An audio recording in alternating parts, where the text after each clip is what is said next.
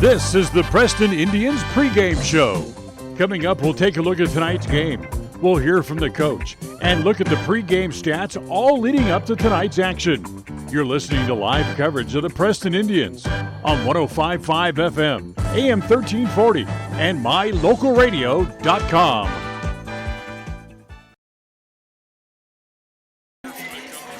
And a very pleasant good evening, everybody, as we welcome you here to Snake River, as tonight the Pocatello Indians will take on the Snake River Panthers here this evening in the final game of the regular season of 2019, as playoffs await Snake River, and hopefully with a victory tonight, playoffs will also await the Preston Indians coming out of this game as well. Preston, with their loss last week at Pocatello, come into the game tonight with a record of 5-3 on the year. They are 2-2 in conference play, as the loss last week to Pocatello certainly did some damage, or did harm, I should say, to their playoff hopes, and also did some harm to them physically as well. We'll talk about that coming up in just a minute. For Snake River, they come into the game 6-2. They are 2-0 in their conference in the 3A division, to which they reside here in the Idaho Athletic Association. John Slaughter joins us on the broadcast again here tonight, John. But loss last week at Pocatello was fairly one-sided, and for the Indians coming into the game tonight, it had some lasting effects. Yeah, it wasn't easy for us to come away from the whole arena with the injury to Ty and a few other things that happened. It wasn't one of my funner games to be at, but nevertheless, I think we have a great spirit with the Indians, and they'll be ready to play tonight. One of the things that we talked about last week was the beginning of the fourth quarter that Ty Hyde was slammed to the ground after he'd run out of bounds, and he played one more play after that and then left, and then never came back into the game, as he has suffered a shoulder injury. He has a strain of the AC joint in his shoulder, and he will not be in uniform tonight. Right, he is here, and probably helping encourage the boys to play, keeping his team up and keeping the spirit up. Like you said, Dan, this is a must-win, I think, to help their standings into their overall standings. With a win with Pocatello, gets a win tonight over Burley, which is pretty easily, probably easy to come by. This one will not be, by the way. Snake River is ranked third, I think, in 3A. Yep. And so they are a good team, well coached, and it will be a handful for us tonight, but we do need to be on our best. Snake River, the Panthers sitting atop the 3A Southeast Idaho Conference by 2 games over Marsh Valley as they head into tonight's game. And as you said, John, they are ranked third in the state 3A RPI rankings, and they were a winner last week in their annual rivalry game with American Falls, as they come into the game here tonight. And like you said, they're sitting pretty for a playoff spot. They can go out and have a good time here on senior night, but still the focus is on winning. Right, absolutely. And, they'll see how the game goes at first. But it's also a good night where it's a non-conference game to play some underclassmen if needed, and just depending on the situation for them. The Indians earlier into the final week of the season competing for a conference play, and the regional playoff spots coming up in the Great Basin 10 Conference. The loss last week dropped into 2-2 in conference play. Moreover, Preston's loss to Pocatello last week was the first conference win of the year for Pocatello, which really helped their cause. Pocatello finishes the season on the road tonight at Burley with a win. Pocatello, and combined with a loss by Preston, would put them even for that final playoff spot in the 5-4 region with that 2-2 regional record. So a win by Pocatello last week gives them the tiebreaker as well, which certainly plays into their hands. So that makes this game even more important tonight for the Preston Indians. We'll have the play-by-play for you coming up in a little bit. They're getting ready to do their senior night introductions here as they have some 14 seniors be playing their final home game tonight for Snake River. Coming up here on the pregame show, when we come back after the break, we'll have some highlights for you from the game last week in Pocatello. We'll also talk with head coach Eric Thorson, and a special guest. We'll talk with linebacker Zay Davis about what he likes about playing linebacker. We'll get to all those interviews as we continue on the pregame show right after this. KACH, mylocalradio.com. Welcome to West Motor Ford. We love happy customers. With multiple financing options, it's easy to drive your new vehicle home. We offer a full line of new Fords and a constantly changing pre-owned vehicle inventory. Our service department is top-notch with technicians trained for everything from routine maintenance to major repairs. With a large selection of parts and accessories, including tires, we've got you covered. So come in and let us turn up your happy meter. Visit West Motor Ford in Preston today.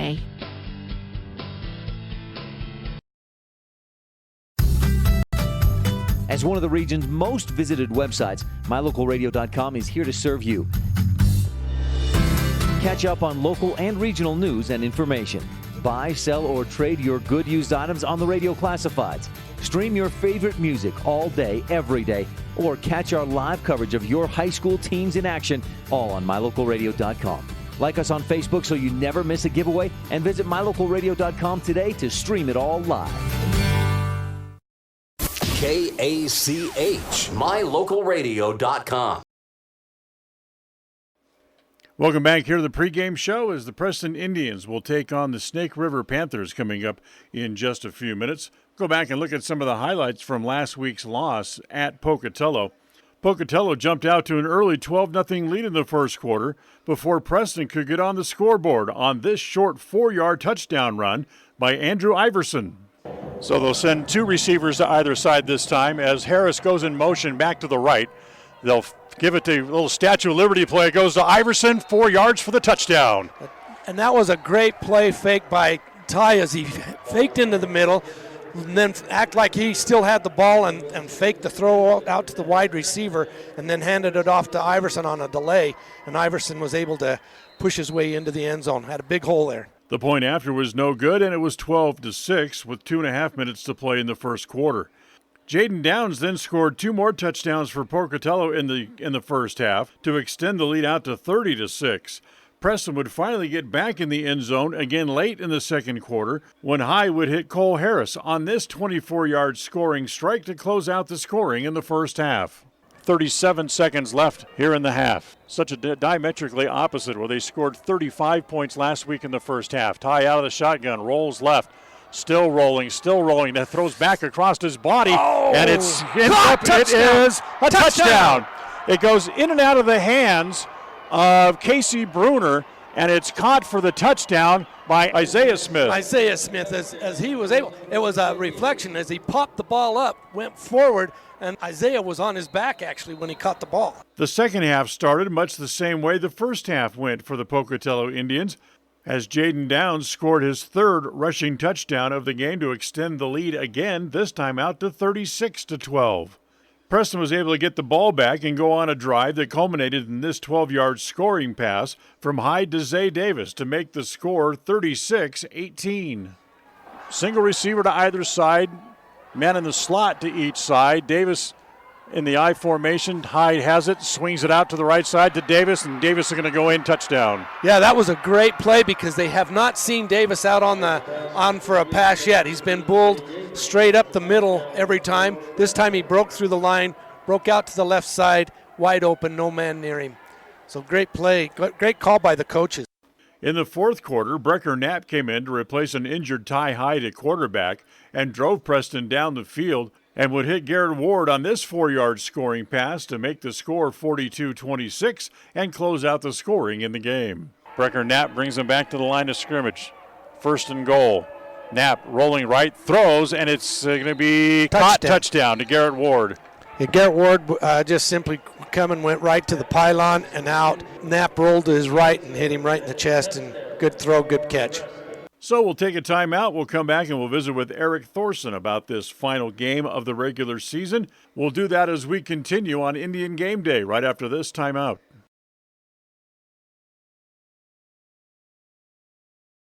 KACH, mylocalradio.com. Are you looking for a different kind of spot for lunch, dinner, or to do catering for your next event? Then try the Island Bowl Grill inside Poppin' Pins right here in Preston. At Island Bowl Grill, they have the best Hawaiian fare in the area. The combination of teriyaki and Korean influences can only be described in one way: mouth-watering. Offering 3 different catering options, Island Bowl Grill can host your next party in-house at Poppin' Pins Bowling Center. You can pick up for takeout, or they can come right to your house and prepare the food on site for your next party. What could be easier? Go to poppinpins.com for more information on Island Bowl Grill, or call 208-425-6128. Poppin' Pins Bowling Center, 411 South US Highway 91 in Preston. Interviews, highlights, and analysis with the best in the business. Here we go. Others can talk about the game. Only one source can deliver the goods. And it can only be found right here on the Coach Gary Anderson Show on the Aggie Sports Network from Learfield IMG College. The Coach Gary Anderson Show, live from Wingers in Logan, Thursday nights at 6 on FM 105.5 and AM 1340 KACH. More and more people are moving to the Preston area to live and retire. Since 1978, Ralph Construction's been building custom homes in the Blue Sage Park community, the only 55-year-old plus community in the city of Preston. Come see the downsized, no-hassle lifestyle that Blue Sage Park offers. Ralph Construction will build to your custom specifications, or you can choose one of their existing floor plans. They're just starting phase 2, so there's plenty of great lots still available. Ralph Construction. Call for more information, 435-232-1837. Lawn care and snow removal included. Blue Sage Park by Ralph Construction, 435-232-1837. Qualifications and rules apply. See institution for details. Last play of the game, folks. And the snap, drops back. Whoa, changes mind. Down the sideline. The 40, the 30, the 20, the 10. Casasa! Unbelievable! Did you see that? Casasa! Not to be a buzzkill, but what's Casasa? We're glad you asked that. Casasa. It's a catchy word for earning cash. Free Casasa checking rewards you in cash each month. Ask for free Casasa checking at Advantage Plus Federal Credit Union. Federally insured by the NCU. At Franklin County Medical Center, their goal is to get you back in the game, back to work, and back to your normal way of life. Franklin County Sports Medicine and Rehabilitation Center has a team of therapists who specialize in providing you an individualized treatment plan, helping you reach your goals, working with doctors from all over the region to make your recovery convenient and close to home. Call today so you can stop suffering and start healing. Franklin County Medical Center, where hospitality and excellence. Listen for Dan Hubbard and Preston Indian Sports on KACH. Welcome back to the pregame show. Spent a couple of minutes with the head coach, Eric Thorson, before this game here with Snake River. Last game of the regular season. You ever stop and think, where in the heck is the season gone? Yeah, it sure seems like it just slides away, doesn't it? It's crazy once you get into the season how fast it rolls. Yep, it sure is. We'll just blow past what happened last week at Pocatello. Not even pay attention to it, because I'm sure you've probably put that out of your memory by now as well. But let's talk about Snake River, a tough 3A team who beat you here last year, and you can go looking for a little bit of your revenge of your own coming into the game here tonight. Oh yeah, that's been in the discussion. You lose a game like we did last year, and it provides you reasons to try and motivate the players. Obviously, you want to play to your best ability every game, but that's one that they do. A lot of these players were playing in that game last year and would like some redemption. It just comes down to playing our best tonight. What type of things do you expect out of Snake River as you head into this game? Well, they're more mature than last year. Last year was quite a young team. I expect solid execution. What they run very well, and they've had a lot of success with it, so they have faith in it. It's just a game where we've got to fight to the end. I don't feel like we're going to break them. I feel like we've just got to keep fighting and come out on top. head into this last week, and all of a sudden you come out to practice, and it looks a lot more like a mash unit between Ty and Scotty and some of the other guys that you have hurt. You sit back and go, okay, now I need to fill some spots with some production? Well, obviously, yeah, we still miss Scotty and Ty, the leadership he brings, when he's in pads and on the field, is something that you have to sit back and think, how do we maintain this? I'll be honest, I have all the faith in the world in Brecker as a quarterback, and Ty does too. I would even go as far as to say athletically at that position, I don't think we're having a setback in any way. I think that he's a different quarterback, but the leadership, we've got to get that leadership out on the field, and that's key. The one thing I will ask you about the game last week is the fourth quarter when Brecker went in and played. He did very well. Yeah, and it's interesting the way this year's gone. I think I've expressed my appreciation for having a player like Ty on the team.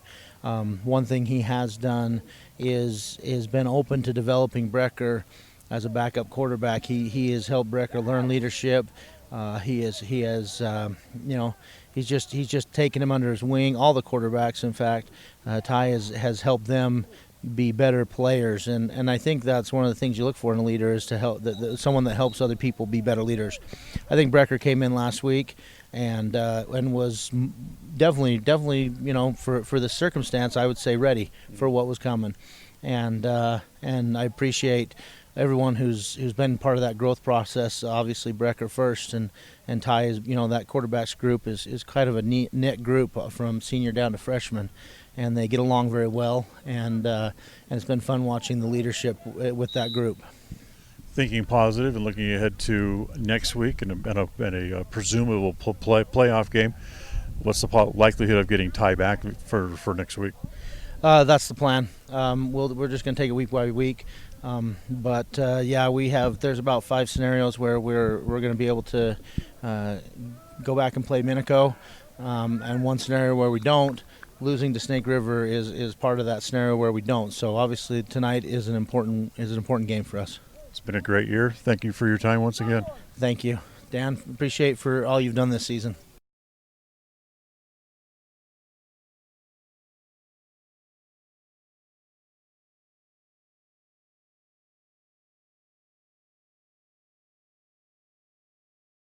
KACH, mylocal.radio.com. It's the end of a long day, and your feet are tired, or are you running behind schedule? But you need milk and eggs. You don't want to have to walk clear to the back of the store to get a gallon of milk and a dozen eggs. I suspect we all can relate to both of those stories. The great news is that this problem has been solved by Stokes Market in Preston, with a recently installed new cold case right near the front door. If you just need a gallon of milk or some eggs, you can find them right inside the front door. Visit Stokes Market today in Preston. Qualifications and rules apply. See institution for details. Last play of the game, folks. And the snap, drops back. Whoa, changes mind. Down the sideline. The 40, the 30, the 20, the 10. Casasa! Unbelievable! Did you see that? Casasa! Not to be a buzzkill, but what's Casasa? We're glad you asked that. Casasa, it's a catchy word for earning cash. Free Casasa checking rewards you in cash each month. Ask for free Casasa checking at Advantage Plus Federal Credit Union, federally insured by the NCUA. Health West is a nationally recognized community health center that provides patient-centered health care for everyone. From newborn to complicated care, Health West is always accepting new patients in Medicaid, Medicare, insured, and even if you don't have insurance. Available in 8 locations throughout Southeast Idaho. Call 208-852-3200 for an appointment in Preston. Health West, empowering our patients and communities by providing quality, affordable health care. This time of year, the weather can change quickly. That means the road conditions change quickly too. If you usually feel stressed when you're driving as the weather changes, it might be because you don't have the right tires for the road conditions. Let West Motor Company help you choose the tires that will meet your needs. Take the stress out of your winter driving with a set of 4 new tires. Visit any of our dealerships in Preston or Logan today. West Motor Company, we do tires. KACH. KACH. Welcome back here to the pregame show. We're going to visit with Zay Davis here for a couple of minutes before this game here at Snake River. Can you believe already that it's the last game of the season? No. It went by like a flash. But hopefully it's not our last game of the season. We still got a chance at the playoffs. Hopefully it'll all work out that way. You have been a stalwart at the linebacker spot this year for the Preston Indians. Well, I try to do my job the best I can. I have lots of great guys on both sides of me and in front of me. They make me look good, honestly. And they even slip you in an offense here from time to time as well. And when you get in there, you've shown very well on that side of the ball too. Well, when Andrew needs a break, he's on both sides of the ball. He's amazing at it. But when he needs a break, they slip me in, and I try and do my job there. Honestly, it's so much fun to be in there and to be moving the ball forward and to be helping on both sides. Which one do you like playing better, offense or defense? Definitely defense. I like hitting more than being hit. No kidding. Who would have guessed? Tell me what it takes to be a good linebacker. Well, you have to know what's going on every part of the field at all times. In order to be the best linebacker, I wouldn't call myself the best. There's still a lot of things I can work on. But what I try to think about is my good qualities, is that I usually know what's going on at the field, no matter where the situation's happening. And I would say that another thing is you have to have a good amount of speed in order to get to the places you need to be before the play develops. Well, what else do you do besides playing football? You play any other sports? I played lacrosse a couple years ago. That was a blast. Hitting people is it's more fun than you'd think.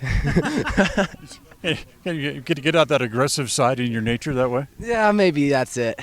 But I quit that, and then I moved on to track last year.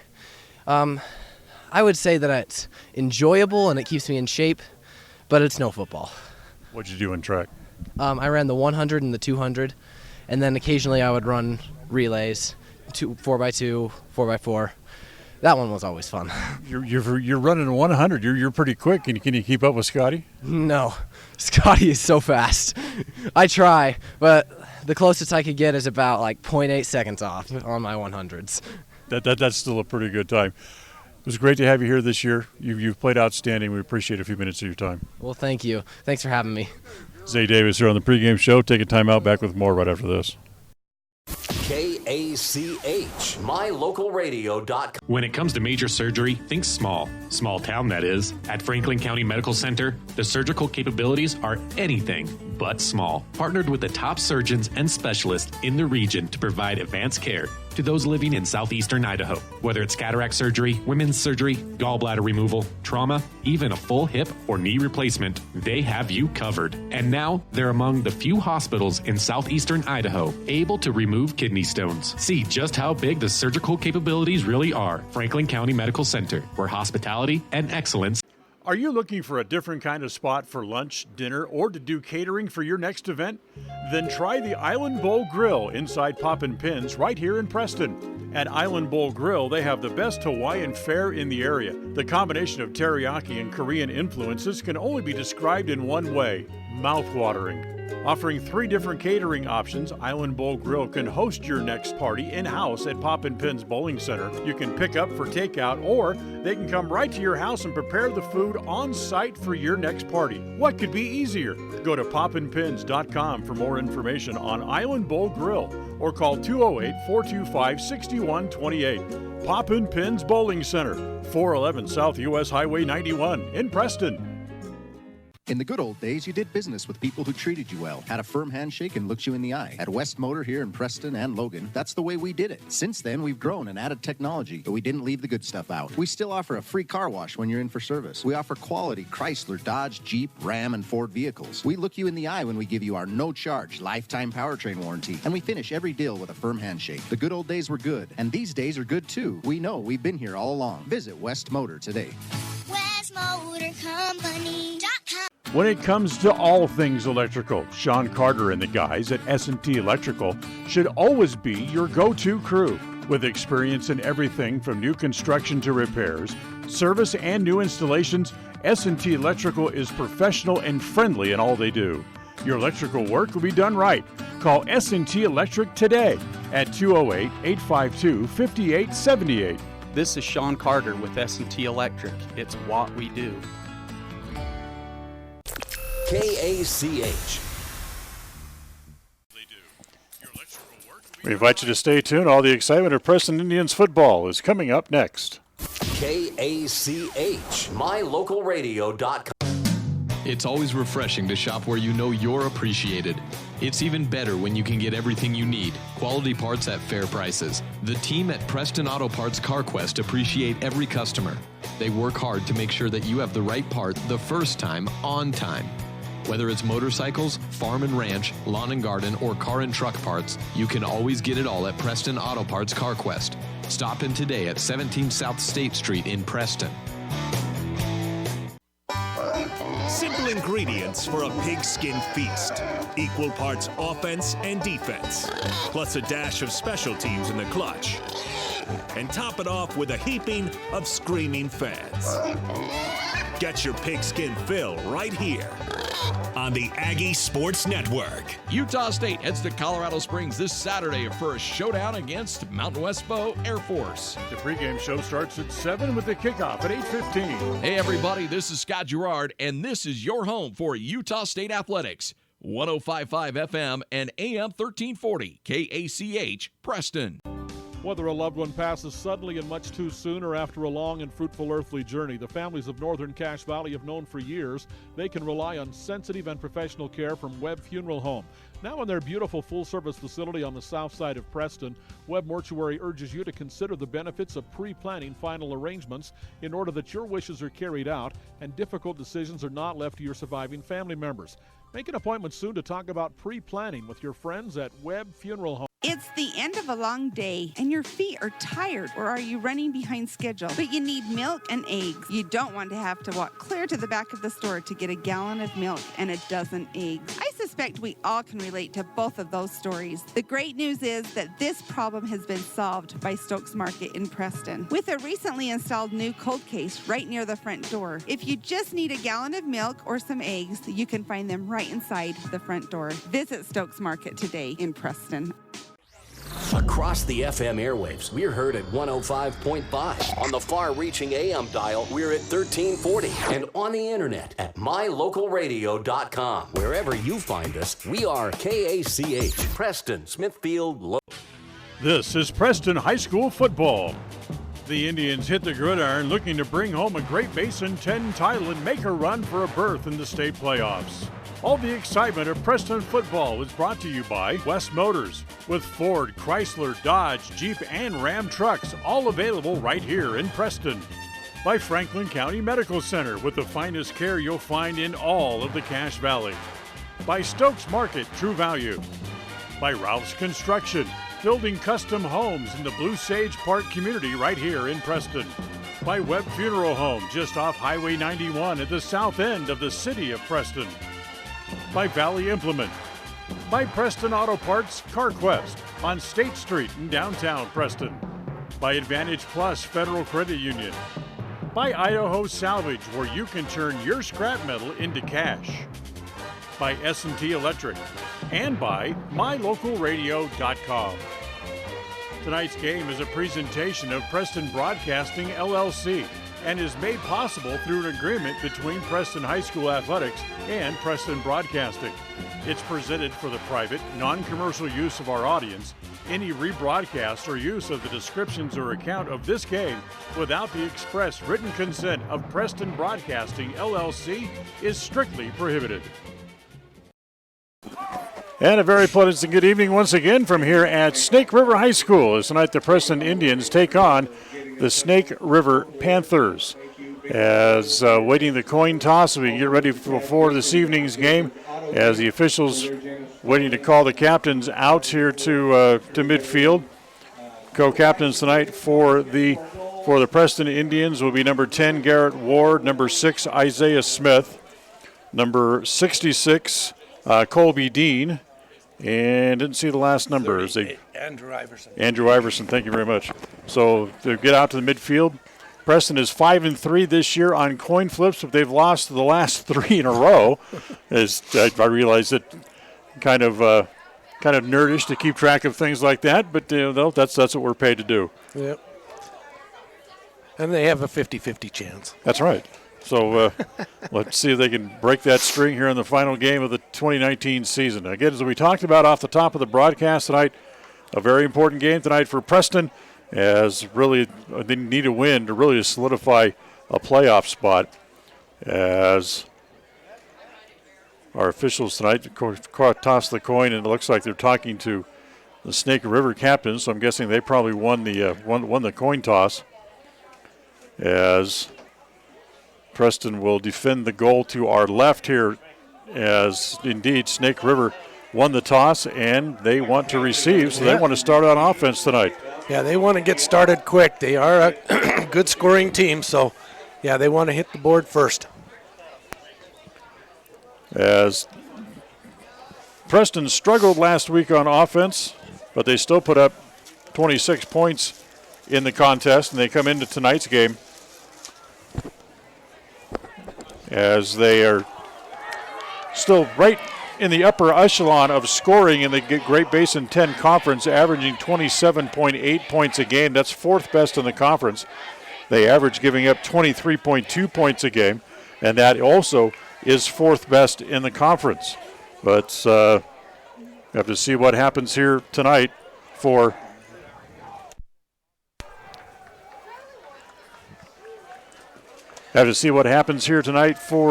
Preston, as they will try to lock up that playoff spot here this evening.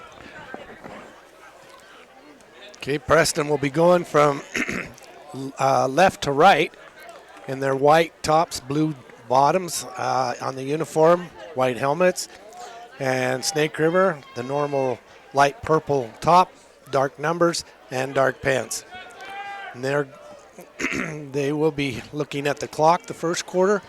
Preston will have it in the second quarter. So Isaiah Smith will kick off as he approaches the ball, puts a toe to it, and it's a line drive right down the middle. It's going to be handled by one of the upmen who's going to come left. That is number 3. That's Troy Dotson, one of the seniors, one of the juniors they introduced. Good return by Dotson, gets across the 40 up to about the 45, the 46-yard line before they finally bring him down. Yeah, he had some good blocking as he took it on the right side of the field, then switched over to the left, had some good blocking up front, gained about 20 yards after the catch, after the pickup. So the Panthers start in very good territory here to start the game here this evening, as it will be the sophomore Cole Gilbert to start at quarterback, one man behind him. As he wants to throw, swings it out here to the near side. That's complete. That's to number 7, Troy Poulter, who gets across midfield, across the 40, up to about the 31 before they finally bring him down. Zay Davis was the first man to catch him as 32. Who we got? Right, isn't it? No. Brings up another first down for the Panthers. Tate Rollins. Tate Rollins. Sorry, Tate. Forgot your number there. But Tate Rollins helped him get him down to stop him, but they did get a first down. So first down right off the first play, about a 20-yard pass reception.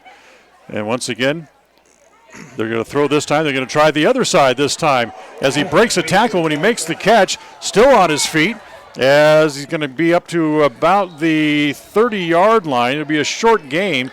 As have to see who gets off the bottom of the pile here, who caught the pass out there to that side. Same guy, number 7.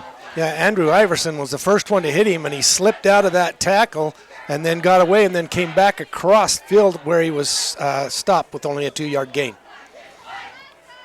So second down and 8 coming up here. 3 receivers left now for the Panthers, as they'll give it up the middle this time, their first running play tonight.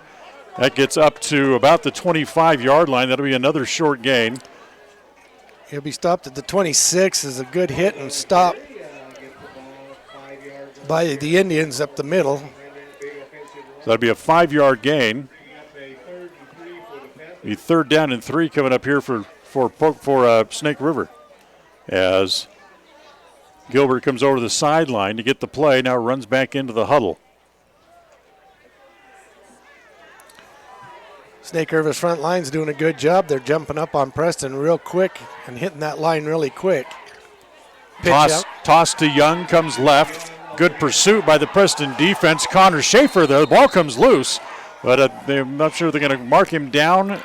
It was a fumble. It was a fumble. So they're going to push the ball back. It'll be back across the 30-yard line. In fact, they'll mark it right at the 30-yard line. It's going to bring up 4th down and about 8. Yeah, this is four down territory. However, I watched their kicker warming up earlier, and he can reach this distance.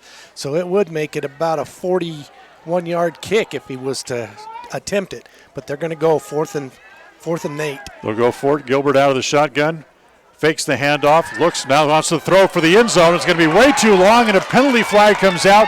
This will probably be pass interference called against Andrew Iverson. Yeah, that's going to be called on Andrew, as Andrew looked back for the ball and actually just ran into him. And I thought he had good position. He was looking at the ball, but violation against the Indians. So they'll move the ball. And a first down. And a first down, as this will be a 15-yard walk-off against Preston for the. Looks like that'll bring up for a first down for the Panthers.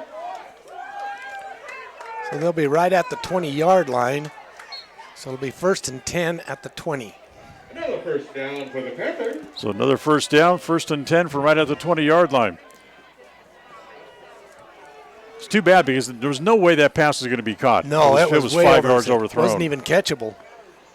3 receivers left again here for the Panthers. Fake handoff inside. They'll swing it out outside again to Poulter, as Poulter's stacked up by a host of Indians. And gets nowhere. And really no gain on the play. Yeah. Liberty leading out the tackle for the Indians. So bring up 2nd down and 10.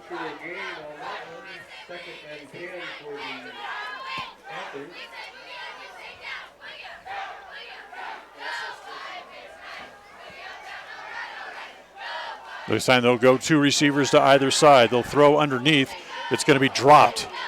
As Iverson came up to hit the receiver, but he'd already dropped the ball, as the intended receiver on that play was Connor Rostrom. And I think Gordon Knapp jumped and got a finger on it because it did turn directions. It turned a little bit, and so probably a little confused the receiver just a little bit to drop it. So 3rd down and 10. They'll send 2 receivers right, man in the slot right, in the I formation also, as they hand it off as this goes to Young. Young scampers up the middle. Pretty good hole, but he's going to be short of the first down. Yeah, their line did a good job opening up that hole there, but Preston was able, their middle linebackers, their backers were able to come up and catch him before he got there. As it'll be 4th and a couple, and another handoff to Young. That's going to be close to a first down. Yeah, that's they're signaling to stop the clock, so that looks like it will be a first. Yep, the linesman judge on this side says it is a first down. The white hat wants to look at it to make sure. Now he says, hold on. I'm not quite as sure as my colleague is, so we're going to look at it instead. So they're going to bring the chains out to measure this ball. He's trying to say that the ball should have been marked up a little bit further. As the ball basically sitting right on the 10-yard line. In fact, the question is how far over the 10 did it have to get? As they put the chain down, stretch it out, and it is a first down. Like it is a first down. So it's going to be 1st and goal, and they'll have to travel almost the entire length of the 10 yards here to get in the end zone. Right. Yeah, I don't think they can get a first down because that's just barely over the line, so it is goal to goal. Goal to go. So they'll line up again, I formation behind the quarterback. They'll hand it off, as immediately coming through, making first contact was Tate Rawlings, and really stacked up the running back Young before he could really get going anywhere. Yeah, he was lined up on the defensive end side, and he came in untouched, was able to grab him just as he got the ball at the line. So 2nd down and 10, 2nd down and goal from right at the 10-yard line. As absolutely no gain. In fact, if they lost anything, they may have lost a few inches. Yeah, the yard marker didn't even move. And now, hold on a second, we're going to have a timeout called by Snake River. So 7:29 to play here in the first quarter. Preston's yet to have the ball as Snake River has driven it down the field. 30-second timeout. We'll come back right after this. KACH, mylocal radio.com. More and more people are moving to the Preston area to live and retire. Since 1978, Ralph Construction's been building custom homes in the Blue Sage Park community, the only 55-year-old plus community in the city of Preston. Come see the downsize, no-hassle lifestyle that Blue Sage Park offers. Ralph Construction will build to your custom specifications, or you can choose one of their existing floor plans. They're just starting phase 2, so there's plenty of great lots still available. Ralph Construction. Call for more information. 435-232-1837. Lawn care and snow removal included. Blue Sage Park by Ralph Construction. 435-232-1837. KACH.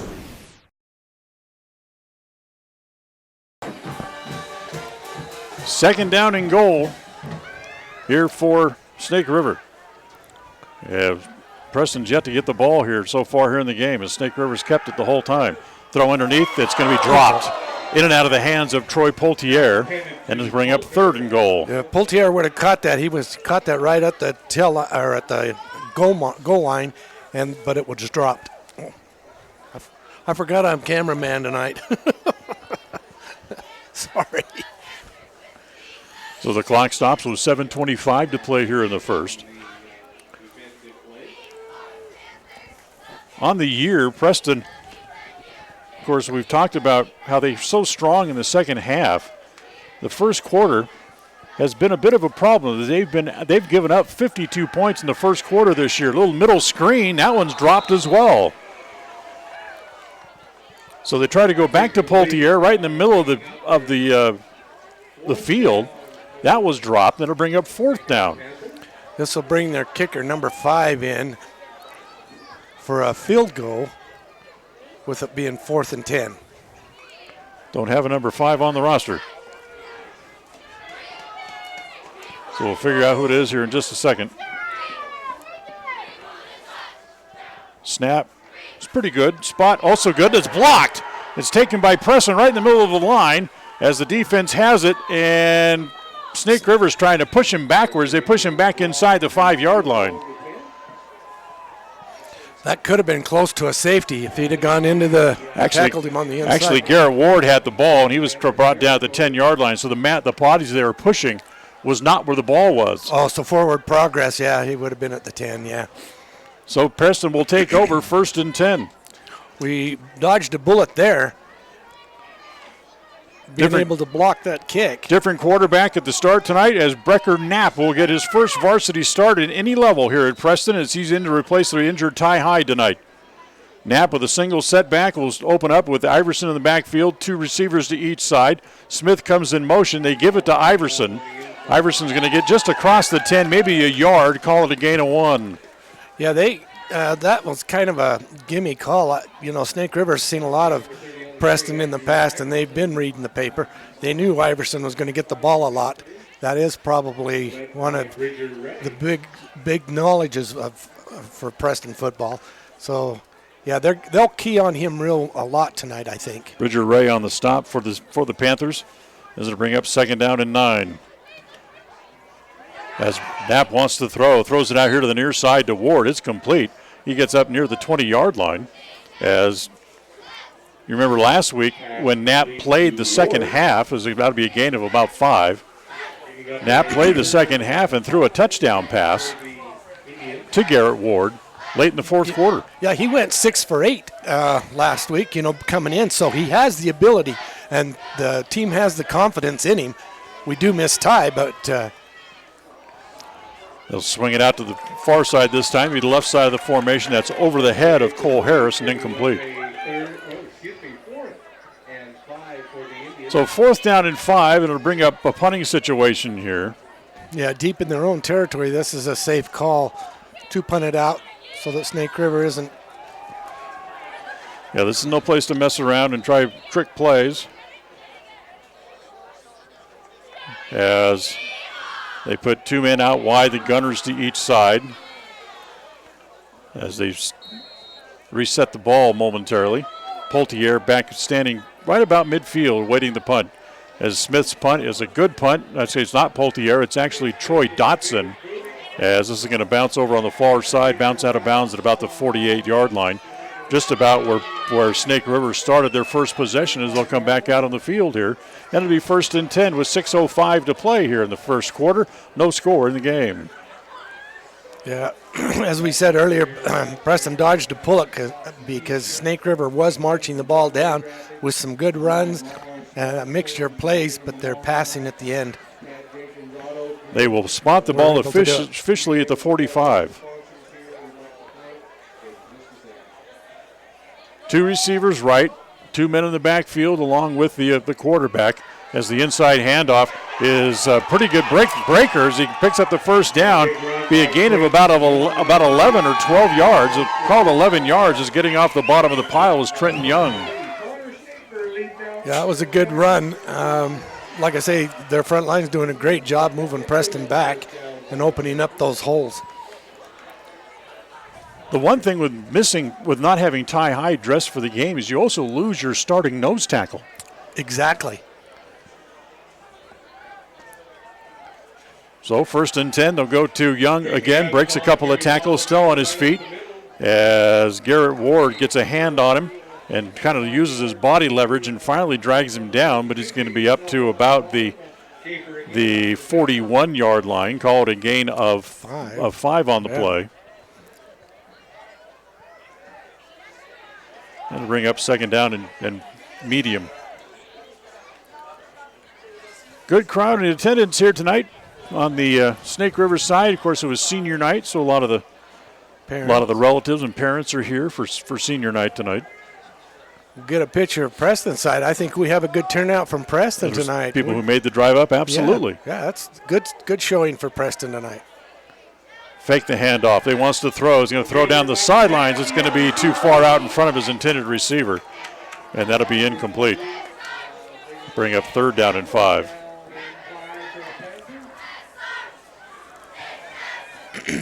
So for Gilbert, who hit on his first 2 passes, has now thrown 4 straight incompletions. You know, they started out with that quick out, you know, that Pocatello did on us last week, and that's where they gained. But then, you know, these deep downfield, our backs are very quick to stay with the receivers. So 3rd and 5. They kind of stack up the backfield this time. They give it back to Young again. Young gets up near the first down, but he's going to be about a yard short. It'll be a gain of 4 and bring up 4th down and 1. Zay Davis on the tackle. As they're going to go quickly, go right away. See if they can get Preston to jump off sides.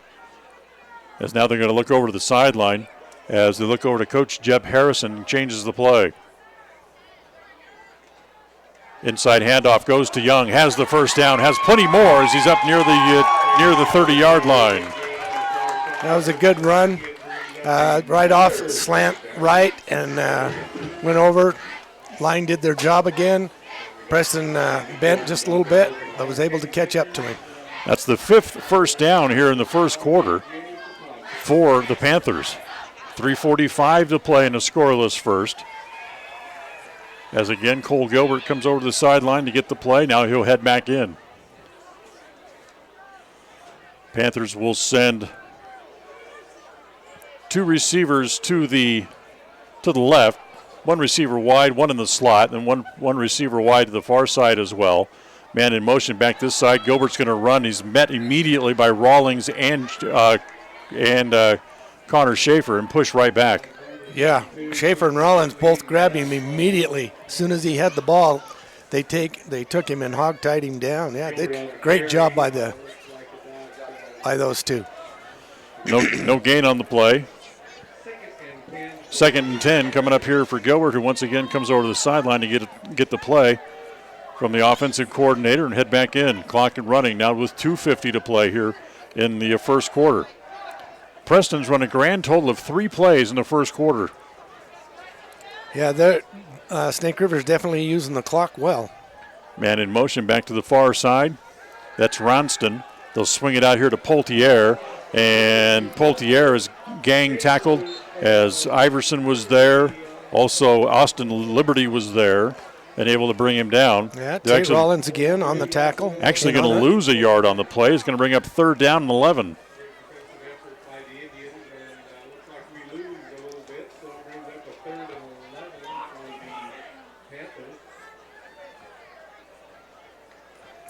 All of his completions so far to Gilbert have gone to Poltier.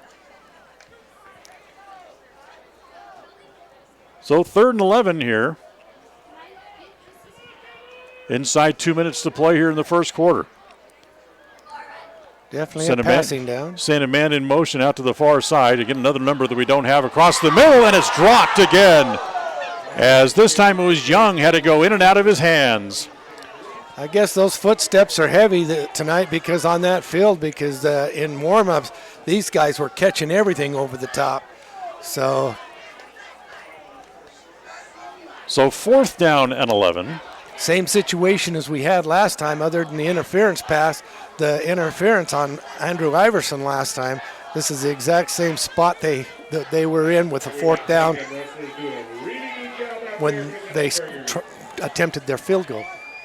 Kind of a swarm formation in the backfield. Gilbert wants to throw, rolling left. Still breaks one tackle, throws to the end zone, overthrows everybody. As that'll be incomplete, and Preston will get the ball back at its own 31-yard line.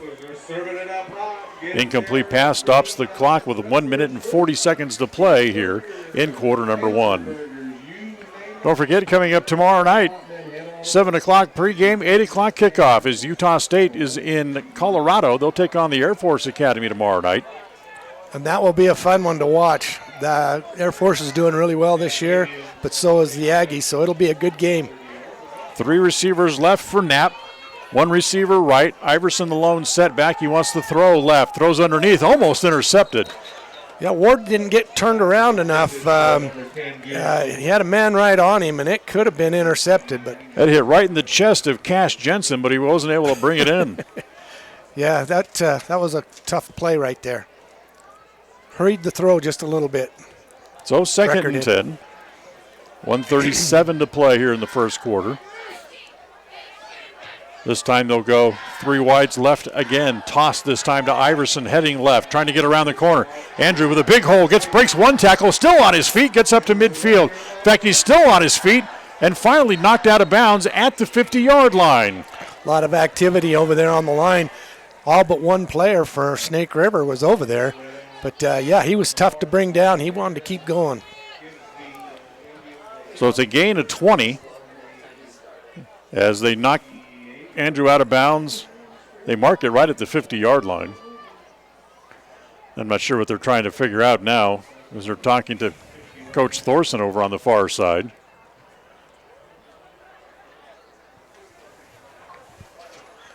As now they'll spot the ball and whistle it back into play, start the clock as we go inside a minute here in the quarter. Everybody looking over to the bench to try to get the play call. Officials still over there messing around with the chains, and the clock's running. Stop the clock and put the 10, 15 seconds back on the clock. In fact, the clock is still running now. Still running.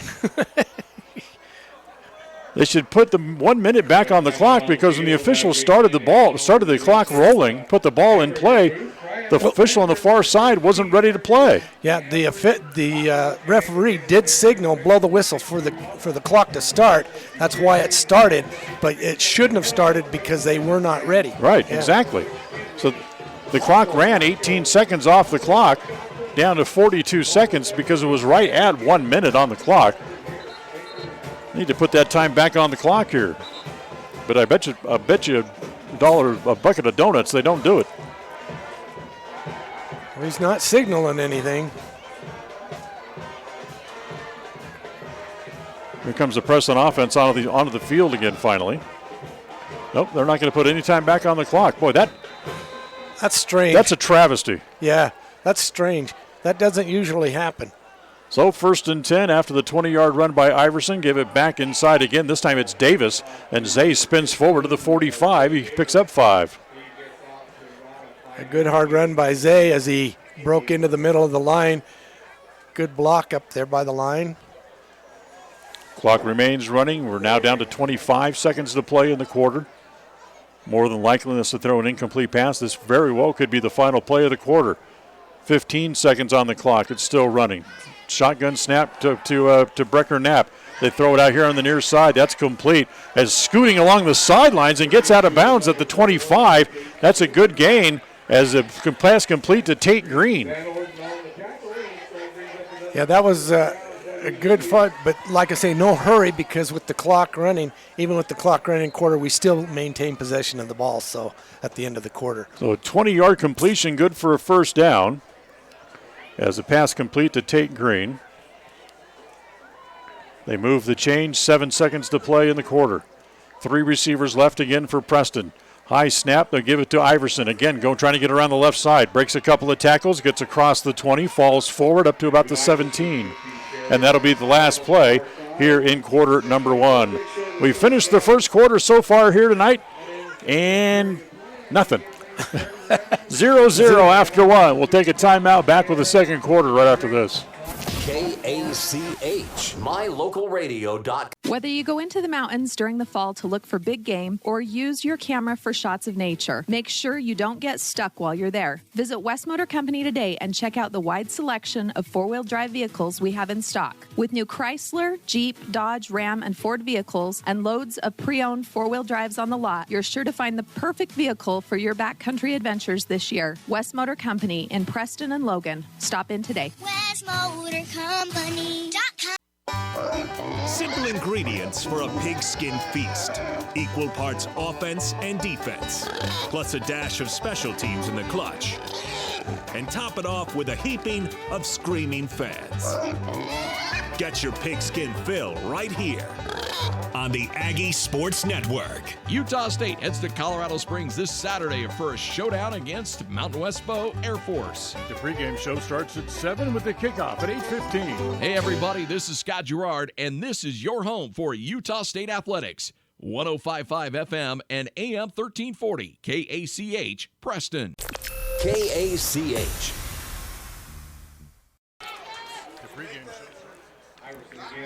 Iverson again on the carry as we come back here in the first play of quarter number 2.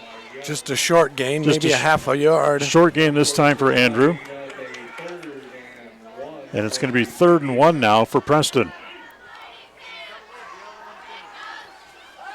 Knapp wants to throw over the middle, tries to get it to Cole Harris again, in and out of his hands, and it's going to bring up 4th down and 1. Yeah, that was a bullet to Harris, went right in and out of his hands, but yeah, it was a tough catch because it would have been caught over the left shoulder. So a tough catch for Cole. So 4th and short, they'll go for it. Will the Indians. Knapp going to roll right, looking right, throws underneath, and it is caught this time back to Harris, good enough for the first down. Yeah, Harris just rolled out to the right, and Brecker just hit him right there in stride going to the sideline, just enough for the first down. 4-yard gain. They spot the ball at the 16. As Preston again will get the play as they line up at the line of scrimmage. That way Snake River can't really change defenses too much. Inside handoff as the handoff goes to Connor Schaefer in there, number 52. They stood him up quick, and that's always dangerous of the ball being grabbed out of his arms because he can't protect it with his whole body. But, yeah, they're really trying to strip the ball from him as he goes into the line. Short gain for Connor, gets a couple of yards. 2nd down and 8 coming up. In fact, I think he stays in the backfield with Iverson. Yeah, split backs. So 2 running backs, split backs as they stand on either side of Knapp. Knapp going to throw. He's going to the corner to his cousin as Gordon Knapp can't get there. Ball incomplete.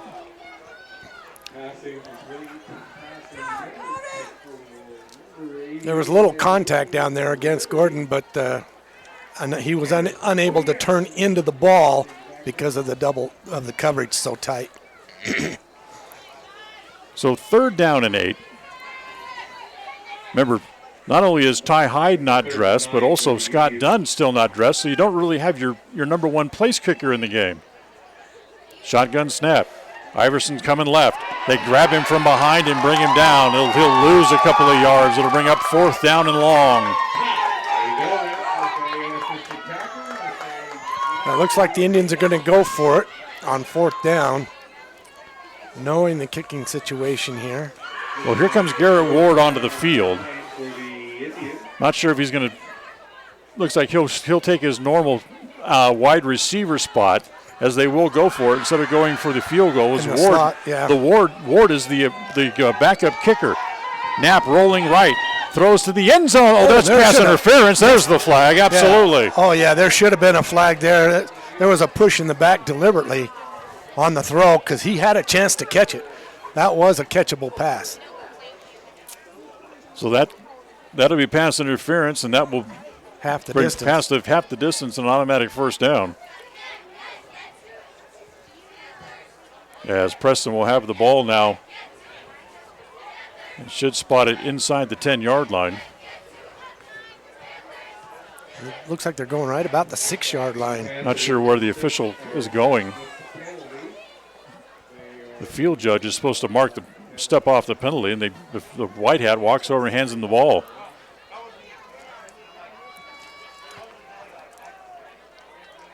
Interesting mechanics on this group. Second flag of the night, one for each team.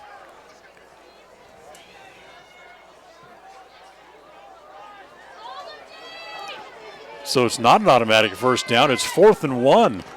How can that be? How can it be? Just because it's half the distance, it doesn't take away the automatic first down. And now timeout Preston. That's right. I'm not sure what these guys are thinking, but that's a timeout called by the Indians. We'll take a timeout here as well, back in 30 seconds right after this. KACH, mylocalradio.com. Welcome to West Motor Ford. We love happy customers. With multiple financing options, it's easy to drive your new vehicle home. We offer a full line of new Fords and a constantly changing pre-owned vehicle inventory. Our service department is top-notch with technicians trained for everything from routine maintenance to major repairs. With a large selection of parts and accessories, including tires, we've got you covered. So come in and let us turn up your happy meter. Visit West Motor Ford in Preston today.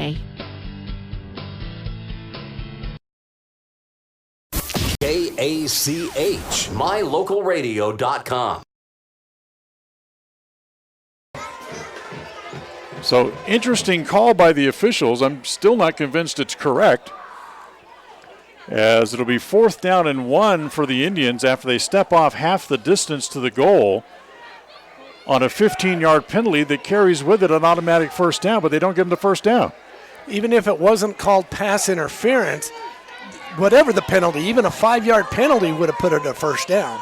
It had to have been pass interference because it was a 15-yard penalty because they only went half the distance. So here we go. They give it back to Schaefer again. Schaefer puts his head down, gets across the 5-yard line up to the 3. That should be good enough for a first down. That'll make it a 1st and goal as Connor gains a couple of more. That's the hard way to earn it. Having to go another down. So 1st and goal now for Preston. They spot the ball at the 4. Remember, we're still scoreless as we play here in the second. 9:50 to play in the first half as the clock runs. Toss to Iverson, coming left, puts his head down, runs into 3 or 4 Panthers, but gets up near the goal line. He stops short, so it'll be 2nd down and 1. Yeah, it looks like he's right, just 1 yard away from the goal line, but real close here. Iverson stays in the backfield. Connor Schaefer almost looks like he's going to go out and line up in the slot. Tate Rawlings is out there, as is Justin Inglet as well. They're all left. Gordon Knapp, or right I should say, Gordon Knapp over here to the left. As Brecker Knapp is going to try to run it in, gets up near the goal line, but he's probably short again. You know, I understand the call, quarterback keep going through. But in the last series back here when they had 4th down, he rolled out and threw it, so he was hoping that they would fall for that and put it on the delay. Direct handoff goes to down inside the 1 yard line. Yeah, it's a close one here. So Knapp comes back out at quarterback. He actually lined up in a wide receiver spot for that play. As Schaefer will again line up in the slot right. Now he's going to move him back over here again. Better hurry up. They're going to get a 5-yard walk-off or delay. I'm not sure what they're doing. Brecker need to take a timeout, and he's going to now take the shotgun snap. Rolling right, still rolling, tosses it to Iverson. That's going nowhere. That play was doomed from the start. Yeah. Right from the signal in, that play wasn't going to work. Yeah, Brecker didn't have any. He looked like he was going to toss. He showed the toss before he even tossed it. He should have just ducked his head and went straight in. But, you're always better second guess. With the confusion on the signal in, they should have taken another timeout. Yeah. 7:54 to play in the first half. We're still scoreless as it's a loss of about 7 yards on the play. So 1st and 10 for Snake River from their own 7. Handoff comes off the right side as they give it to Young. As Young gets across the 10. Gain of about 3. Gains about 3 yards on the play. So 2nd down and 7 coming up. Young unofficially with 40 yards rushing already here in the first half tonight.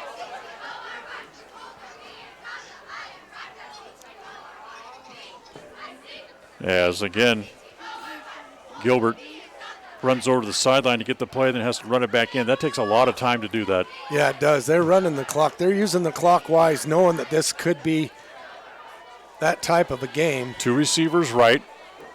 Looking underneath, nothing there. He's going to throw it deep again as he's trying to go back to Poltier, just out of his reach.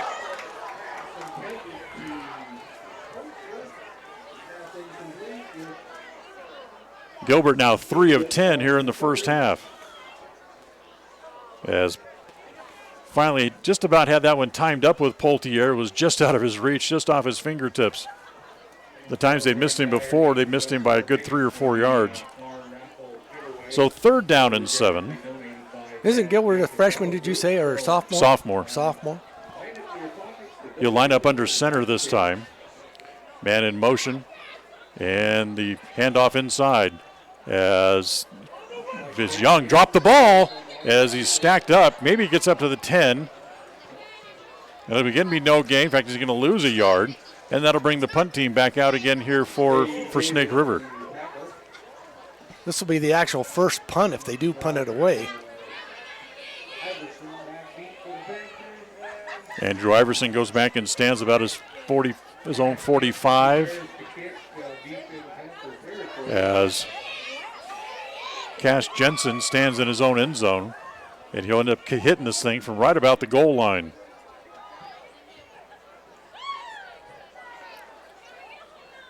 Here's the snap. Boy, that's an ugly snap, and it's blocked right straight up in the air. As it comes down, it's caught there, and it's going to run it into the end zone as it's caught by Schaefer for the touchdown. Schaefer for the touchdown. Connor did a great job. He sat there less like a center fielder, and he took the ball, brought the ball down, and he knew right where he was going. He headed for that left corner of the pylon and in for the touchdown.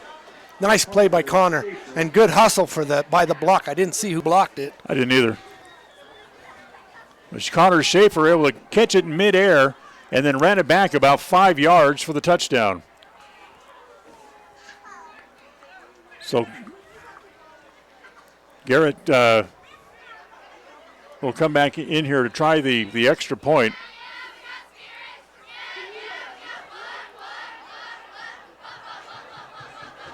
So Preston on top, 6-0. It's actually not Garrett Ward who's going to kick. This is actually going to be Garrett Harris who's going to kick. Snap, spot, kick is up, and it is good. Drove it right through. 6:23 to play here in the first half. Preston draws first blood as they lead by a score of 7-0. Back of the kickoff right after this. KACH, mylocalradio.com. At Franklin County Medical Center, their goal is to get you back in the game, back to work, and back to your normal way of life. Franklin County Sports Medicine and Rehabilitation Center has a team of therapists who specialize in providing you an individualized treatment plan, helping you reach your goals, working with doctors from all over the region to make your recovery convenient and close to home. Call today so you can stop suffering and start healing. Franklin County Medical Center, where hospitality and excellence. KACH.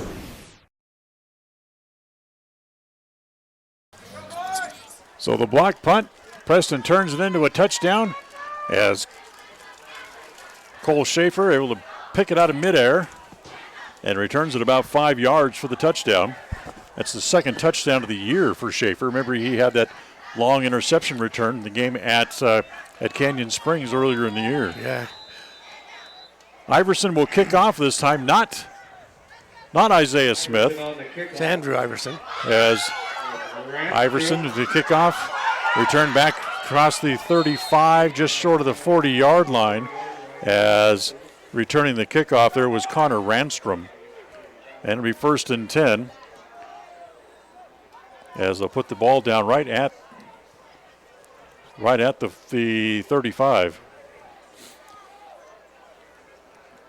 Hard to see the yard markers because they have them right on the sideline, and the Snake River bench are all standing in front of them, so you can't see them. Right.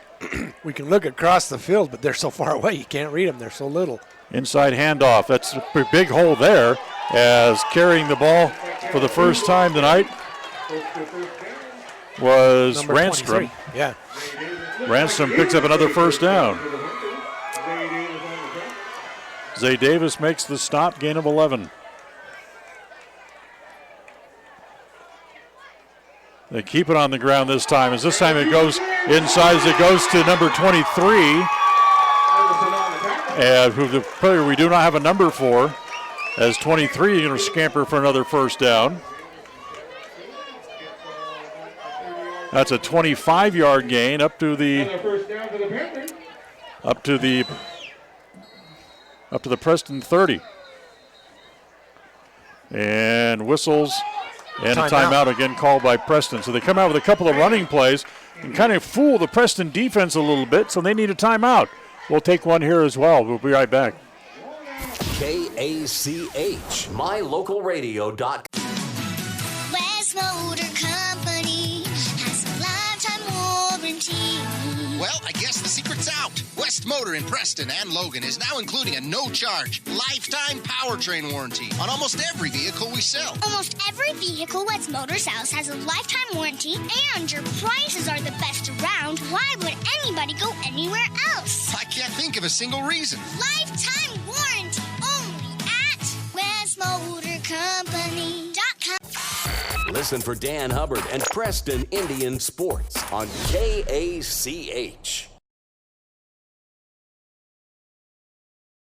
We have the Snake River Marching Band entertaining us. So after the timeout, Preston's still over on their side of the field, as the officials still trying to get Preston to come back onto the field. Here they come now. Preston leads 7-0, 5.5 to play here in quarter number 2.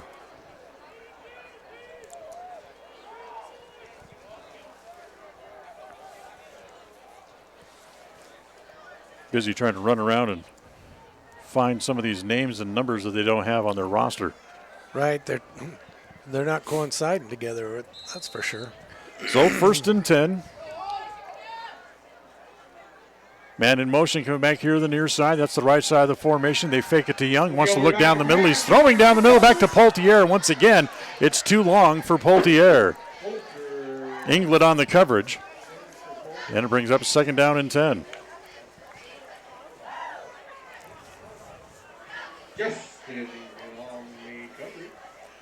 He's got a good arm. That Cole Gilbert, the sophomore. Gilbert, has a good arm. He throws a good ball. But throws a good ball, but he's been incomplete on 7 of his last 8 attempts.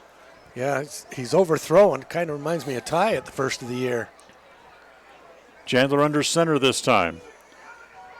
Give it to Young. Young straight ahead as he'll get up near the 22. Brought down there. That'll still be short of the first down. Justin England on the stop. Give Young 7 on the play. And it'll bring up 3rd down and 2.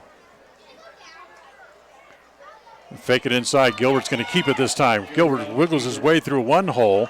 Gets across the 15. That's probably good enough for a first down. There'll be another first down here for the Snake River Panthers as Gilbert scampers for about 7 yards on the keeper. Going quickly, go to Young. Young going left as Garrett Ward able to grab him around the waist and drag him down. That's a short gain. Just outside the 10, inside the 10.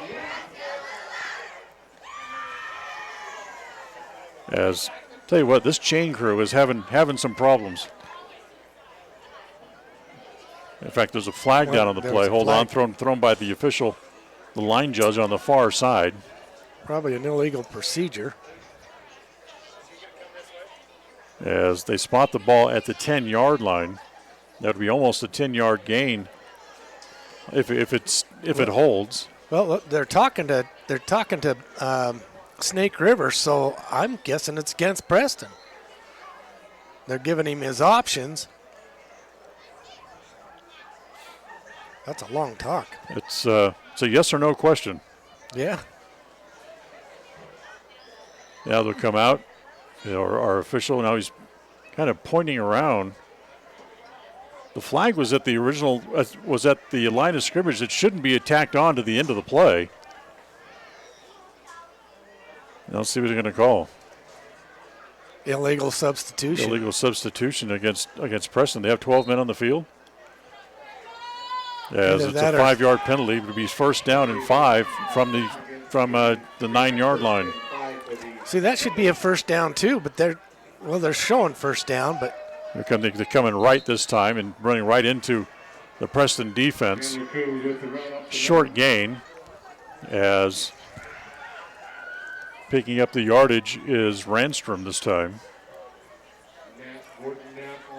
2nd and 2. Gordon Knapp on the stop for the Indians. So 2nd down and 2 coming up here. As they give it off inside again, as that goes back to Combs. Combs is going to scamper in for the touchdown.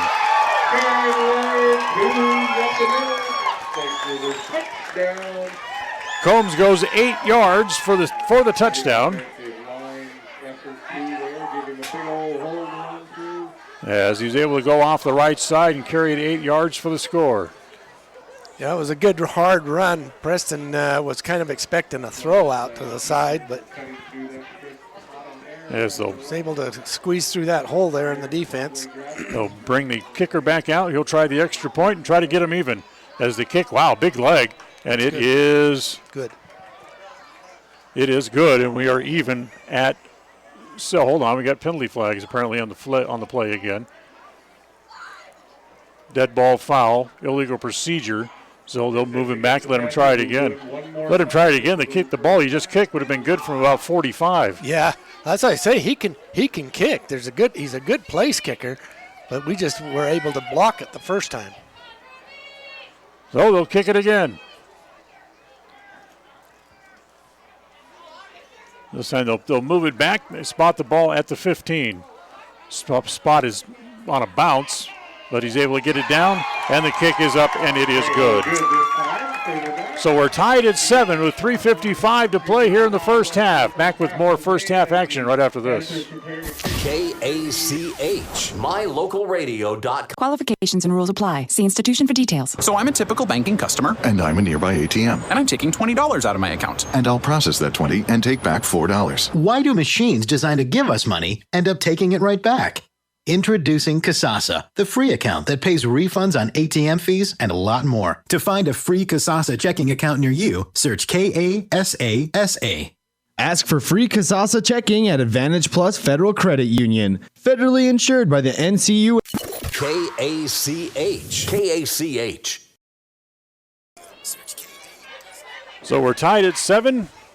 Just under 4 minutes to play here in the first half. Coming up at halftime, we have a special interview we're going to play for you as Kalaska Haskell, the head coach for the Indians volleyball team, as they were eliminated from the playoffs on Tuesday night. Had a chance to sit down and chat with her. We'll hear from Coach Haskell coming up at halftime.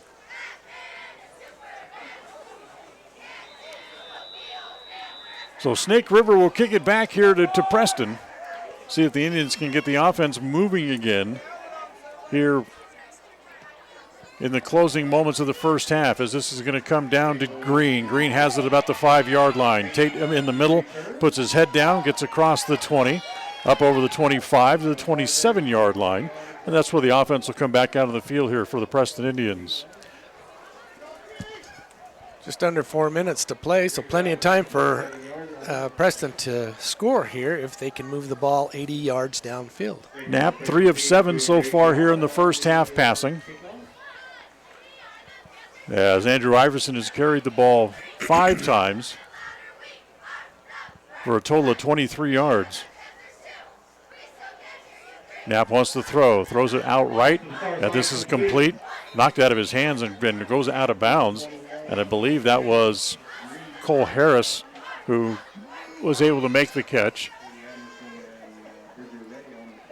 As Bridger Ray knocked it away from him. It'll be a gain of 7 on the play. Sorry about the miss on the camera if you're watching it on the internet. Second down and about 3. Iverson in motion right, going to throw it underneath as it goes to Iverson out along the sidelines. He has distance for the first down as he gets near the 40. As that will be another 8-yard little passing catch. As Iverson able to turn in another first down. Iverson goes in motion and then they do that quick throw, hit as in stride. And with Knapp right on target, Andrew gets the first down. Just over the 40-yard line is where they spot it. 2 receivers right, 2 to the left. Iverson in motion right. Knapp, pump fake. Now looking. He's in trouble as he throws it out here on the near side as it goes to Gordon Knapp. Knapp puts his head down, gets across midfield. That should be... Gain of about 5. Gain of about 5. Actually, that's the 45-yard line, not the midfield stripe. So it's a 5-yard completion from Brecker Knapp to Gordon Knapp. Gordon's first catch of the night.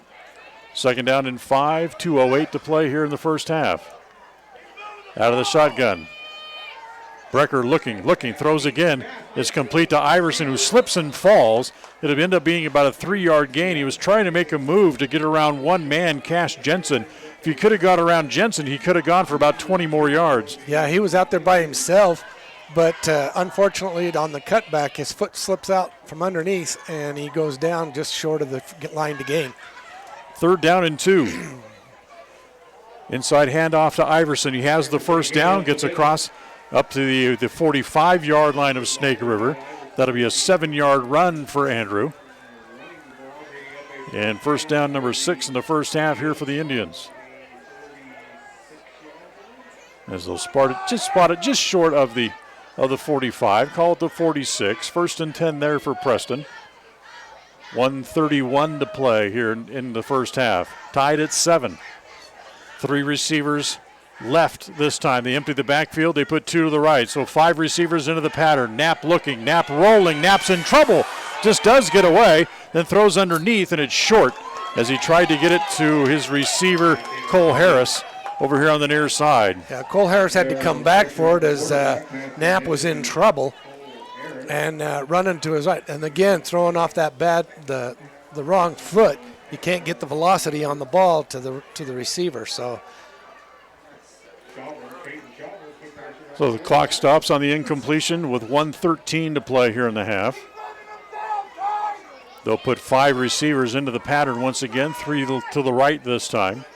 Twins left. Knapp drops back. Knapp throwing, lobs it up along the far side as he tries to go to Iverson. That's going to be out of bounds. Yeah, it was a little bit overthrown, but and good defensive play by the Snake River Panthers as they came up. They could have tipped that ball away. Got a lot of air under it, and it hung up there, not allowed the defensive back to come over and try to make a play. 3rd and 10. Just over a minute to play in the first half. Again, 5 receivers into the pattern. As Knapp looking, going to throw down the middle for Harris, and it is intercepted. I thought he dropped it myself, but Young has it. 1st and 10 for the Panthers at their own 17.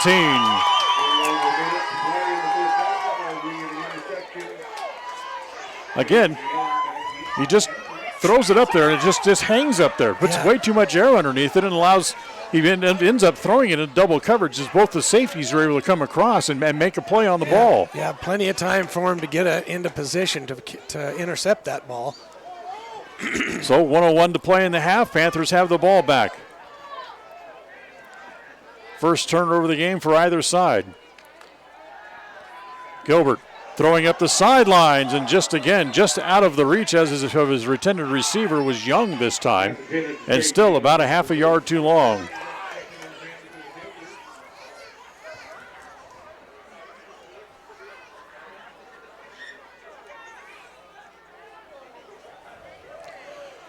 As Gilbert now has missed on 8 of his last 9 attempts. He's 3 for 12 overall in the half. 56 seconds to go in the half. 2 receivers to each side, lone setback. Gilbert going to throw a little middle screen. It's complete there to Poltier. Poltier's grabbed by the shirt and brought down just as he gets across the 20, so it ends up being a very short gain. Call it about 6 yards on the play. It could have been a lot more. Yeah, he was wide open there, and we closed in properly and quick in order to stop him before he got the first down. This is a big play for the Indians right here. If we can stop them here, we may get the ball out of their hands. Clock running with 27 seconds to play in the half. They line up a real tight little scrum formation. Little misdirection inside as it goes to 27. That's Ralstrom who has the first down. They gave it to Young, who immediately handed it on a crossbuck back to Ranstrom, who came around the right side for the first down. Yeah, it was a reverse play as they went in, and Wallstrom came in from the left side, came over behind, took the pitch from the handoff man, and brought it up for a first down. Ends up gaining about 15 on the play. Stop timeout on the field with 3 seconds to play in the half. We'll remind you to stay tuned. 13 seconds. The Ralph, is it 13? I can't. There's a goalpost right in front of me. 13 seconds left in the first half. Stay tuned for the Ralph Construction halftime report coming up at the break. Go for the home run ball here or try one more play?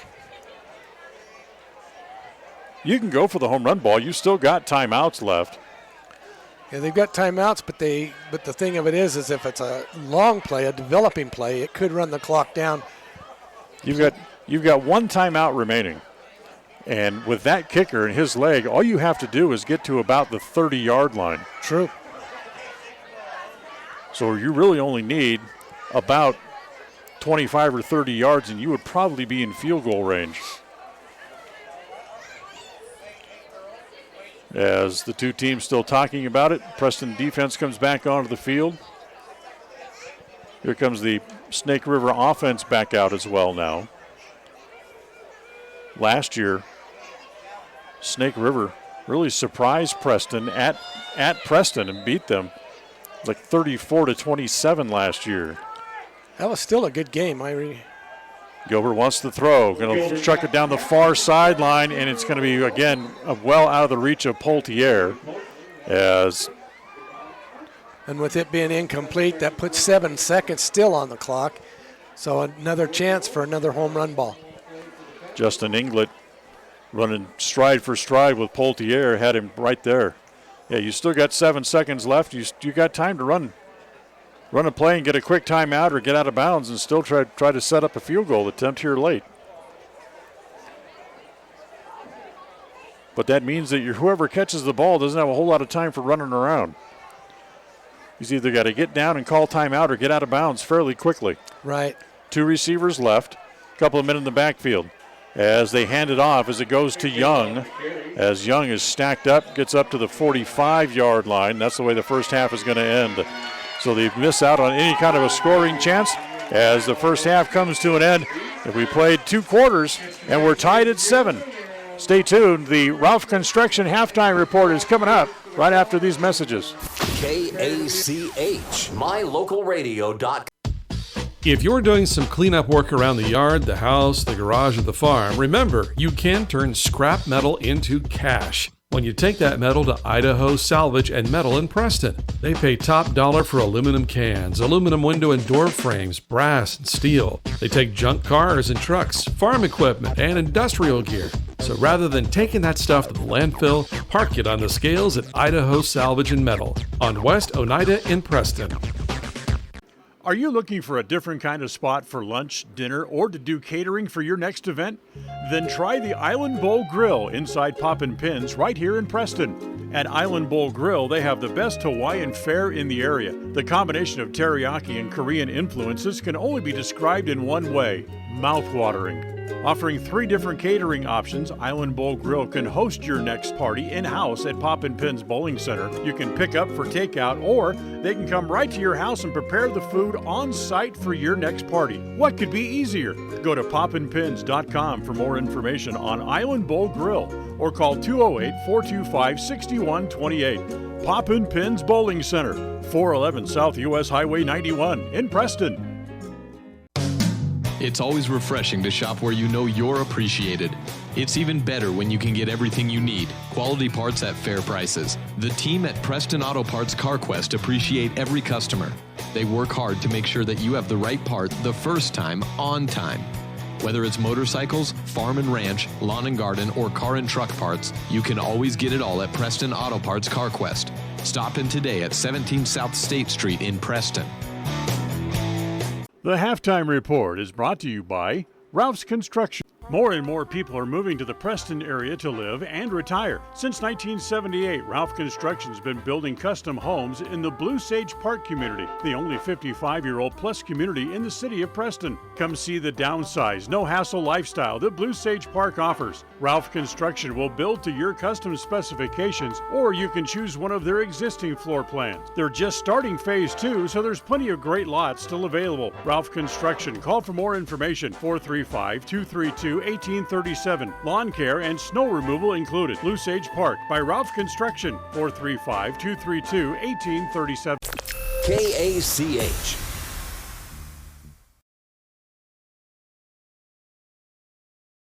Welcome back here for the Ralph Construction Halftime Report. We're tied at 7 after the first half. Preston and Snake River. Kind of an interesting first half, John, as neither team really able to do a whole lot offensively, and it really shows on the scoreboard. Well, we have both teams have underclassmen quarterbacks, and you can tell there's a little bit of frustration. Brecker hasn't had a chance to really sync with the team yet. Right.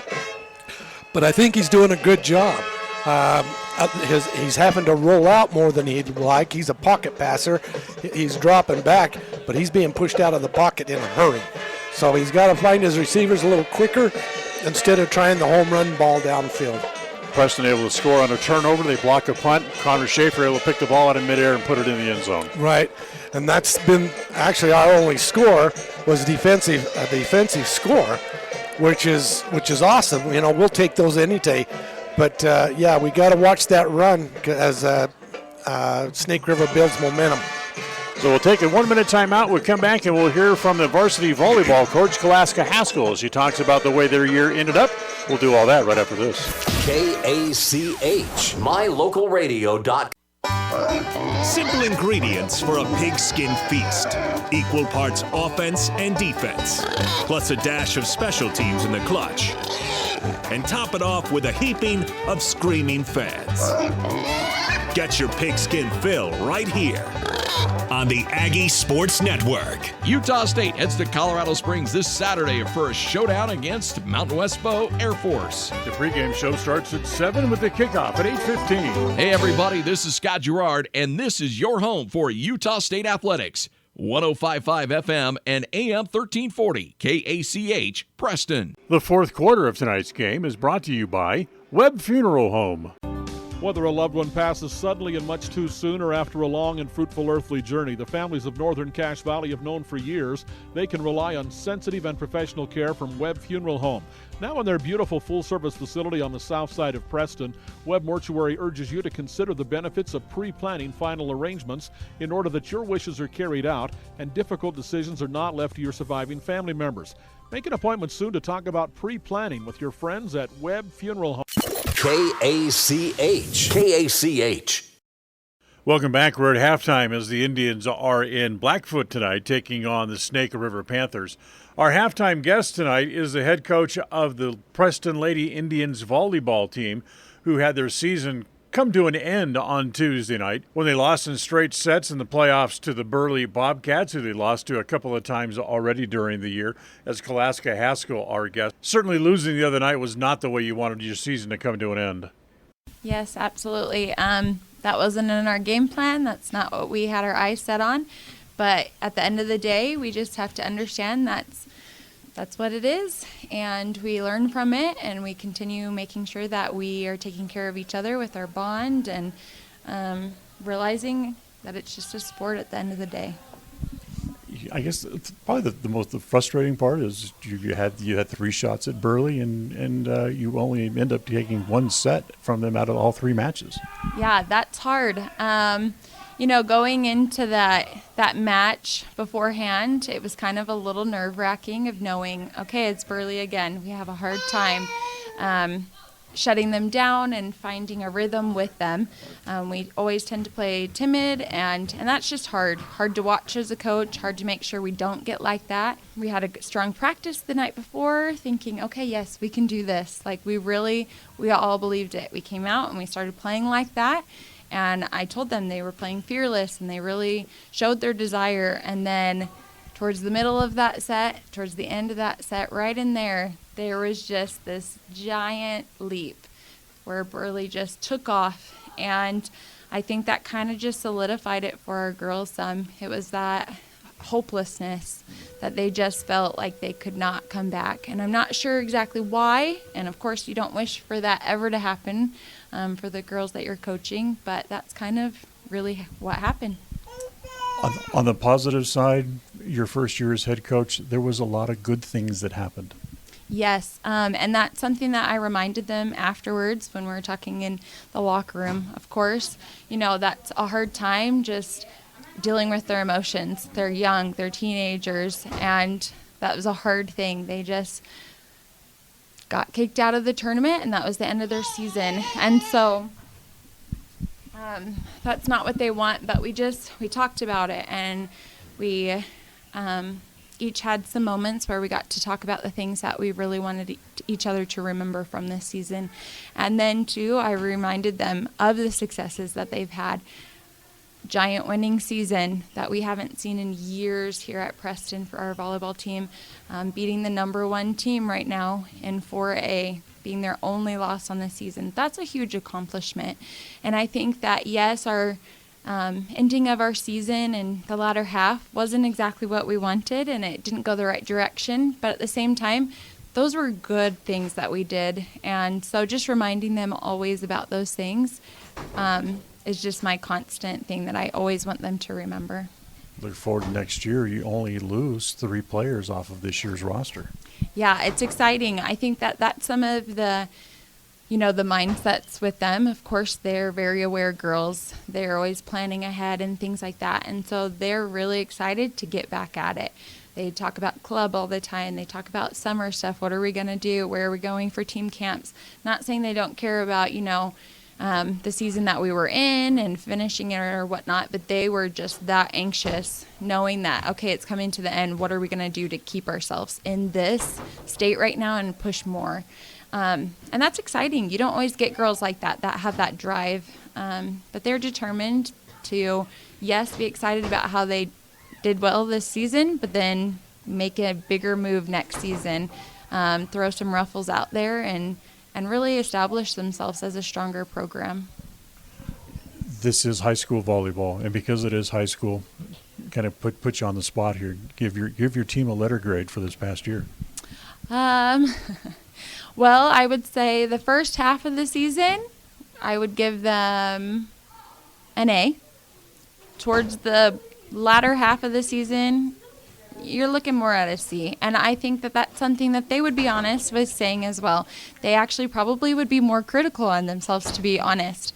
They're just very aware of things, and they know that it wasn't where they wanted. They know that it wasn't all of them giving all of their effort at the same time and making good connections with each other. And so I feel like they're aware of that, and that's a driving force for them. They are just as much pushers in the academic sense as they are in their sports-driven sense. And so they see that. They see the area for improvement, and they want to get right at it and get it more on their side, so they're better qualified. No, it's not the way you wanted the season to end, but congratulations anyway on a very good year. Thanks. I look forward to getting back out there with them and seeing what we can do for next year. KACH, mylocalradio.com. In Franklin County, they know it's what's on the inside that really matters. That's why they offer advanced radiology and imaging using the latest in technology, performing x-rays, CAT scans, MRIs, nuclear testing, ultrasounds, mammography, and much more, right in Preston, Idaho. With short wait times and a highly skilled staff available around the clock, they'll help you reach a diagnosis quicker. Make sure your doctor knows you want to save time and money, closer to home. Let them be the next to take your picture. Franklin County Medical Center, where hospitality and excellence meet. It's the end of a long day, and your feet are tired, or are you running behind schedule? But you need milk and eggs. You don't want to have to walk clear to the back of the store to get a gallon of milk and a dozen eggs. I suspect we all can relate to both of those stories. The great news is that this problem has been solved by Stokes Market in Preston, with a recently installed new cold case right near the front door. If you just need a gallon of milk or some eggs, you can find them right inside the front door. Visit Stokes Market today in Preston. Webb Funeral Home, established in Preston in 1925, has served the needs of Franklin County families and their neighbors for several generations. Now in their modern new full-service facilities just off Highway 91 south of Preston, Webb Funeral Home continues to offer caring and professional services to all residents of the area in their time of need.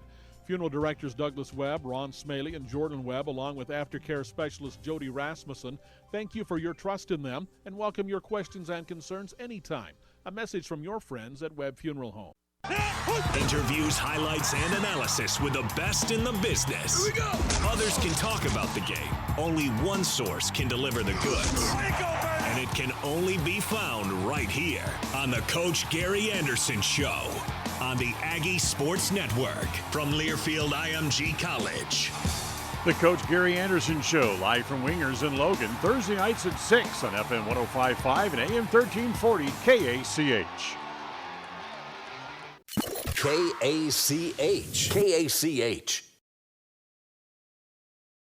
Not a whole lot on the offensive side to look at on the stat sheet as we were at halftime. For Preston, Brecker Knapp was 7 of 13 in the first half for 51 yards is all, so not a whole lot of passing happening in the first half. Andrew Iverson, 7 carries for a total of 30 yards. For the Snake River Panthers, Cole Gilbert was 6 of 13 for a total of 27 yards in the first half. Trenton Young carried the ball 10 times for a total of 46 yards in the first half, as the only touchdown scored tonight by Snake River was on an 8-yard touchdown pass by Clayton Combs. Preston got their touchdown on a blocked punt as Cole Shaver picked it up and returned it 5 yards for the score. We're tied at 7-7 at halftime. Second half action coming up right after this.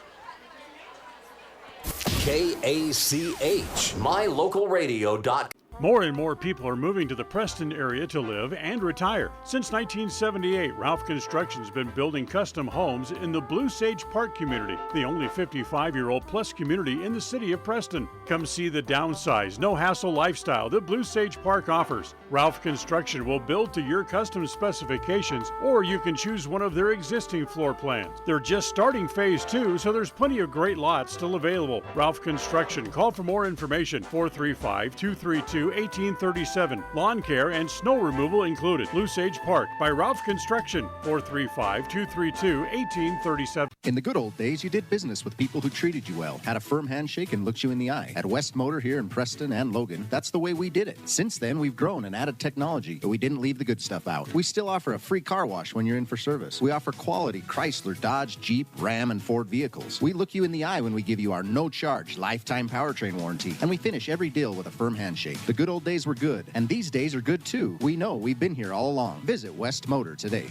WestMotorCompany.com. Behind every project is a True Value. At Stokes Market and True Value in Preston, whether you need hardware, dog food, tools, batteries, plumbing supplies, paint, or cleaning products, you'll find them all. Plus a whole lot more at Stokes Market and True Value. With a large inventory, you'll find all the big name brands you trust and low prices every time you visit. So whether you're just starting or you're in the middle of a project, stop in today and visit our friendly, knowledgeable staff. Stokes Market and True Value, 217 South State Street, Preston. If you're doing some cleanup work around the yard, the house, the garage, or the farm, remember, you can turn scrap metal into cash when you take that metal to Idaho Salvage and Metal in Preston. They pay top dollar for aluminum cans, aluminum window and door frames, brass and steel. They take junk cars and trucks, farm equipment, and industrial gear. So rather than taking that stuff to the landfill, park it on the scales at Idaho Salvage and Metal on West Oneida in Preston. From sunup to sundown, we spend our time on the dairy, caring for cows and producing milk. And we also love being part of our tight-knit communities, being advocates for the kids in our schools, and being providers of safe, nutritious food for families around here and around the world. As your local dairy producers, we are more than farmers. We are Dairy West. Across the FM airwaves, we're heard at 105.5. On the far-reaching AM dial, we're at 1340. And on the internet at mylocalradio.com. Wherever you find us, we are KACH, Preston, Smithfield, Logan.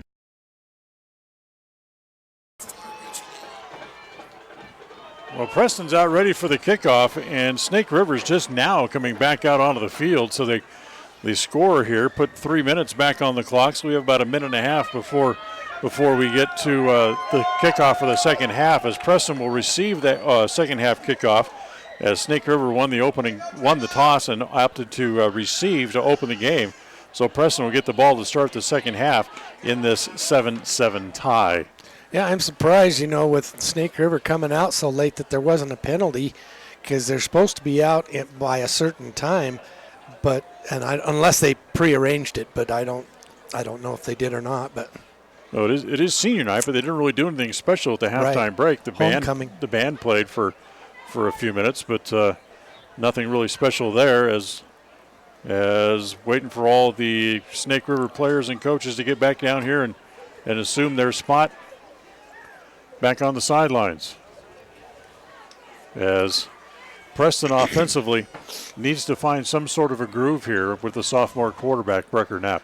Yeah, we were talking to someone from Snake River here just shortly, and we asked if Gilbert was a starting quarterback, and he says that at the start of the season, him and another one had switched off and on, back and forth, but the other quarterback hurt his ACL, and so now Gilbert has the whole duty. You're talking about Mitch Lindsay. They're a junior for them, so yeah. Hopefully he'll be back next year, and they'll have a couple of experienced quarterbacks with a senior and a junior now with Gilbert getting all the playing time here. Cole Gilbert, who's only a sophomore.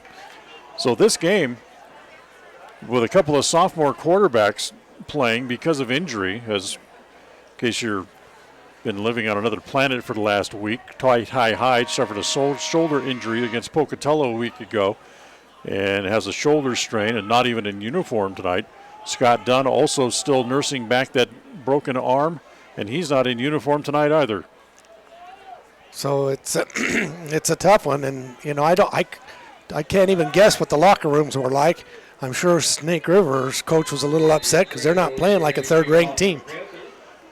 No, offensively. I can't imagine the offensive coaches for Preston liked what they saw really much either. As the line drive kick, it's going to come through. That's going to come to Tate Green. Green has it at the 25, turns it up on the far side, gets around the corner, up the 35, up near the 45-yard line before he's finally drug out of bounds. Yeah, nice run by Tate as he took off. He found a couple blockers off the left side, went up, and went down the sideline and gained an extra 10, 15 yards. So Tate Green with a nice return. It's good to see him stepping up. He's been in multiple positions this year in the last few weeks. They brought him in. He's run the ball. He's caught passes, and now he's returning a kickoff. So he caught 2 passes on the year, and had a penalty against the Panthers as well. So not only is it going to put the ball at the 45, but it's going to move it a little bit farther. As it's good, Preston's going to start in Snake River territory here, as they're going to walk the ball forward all the way up to the Snake River 40-yard line. Let's see what the call was. I didn't see a signal on it, so I don't know what it was, unless it was a personal foul on a dead ball. Personal foul. Just the second penalty of the night against Snake River, but both of them have been for 15 yards.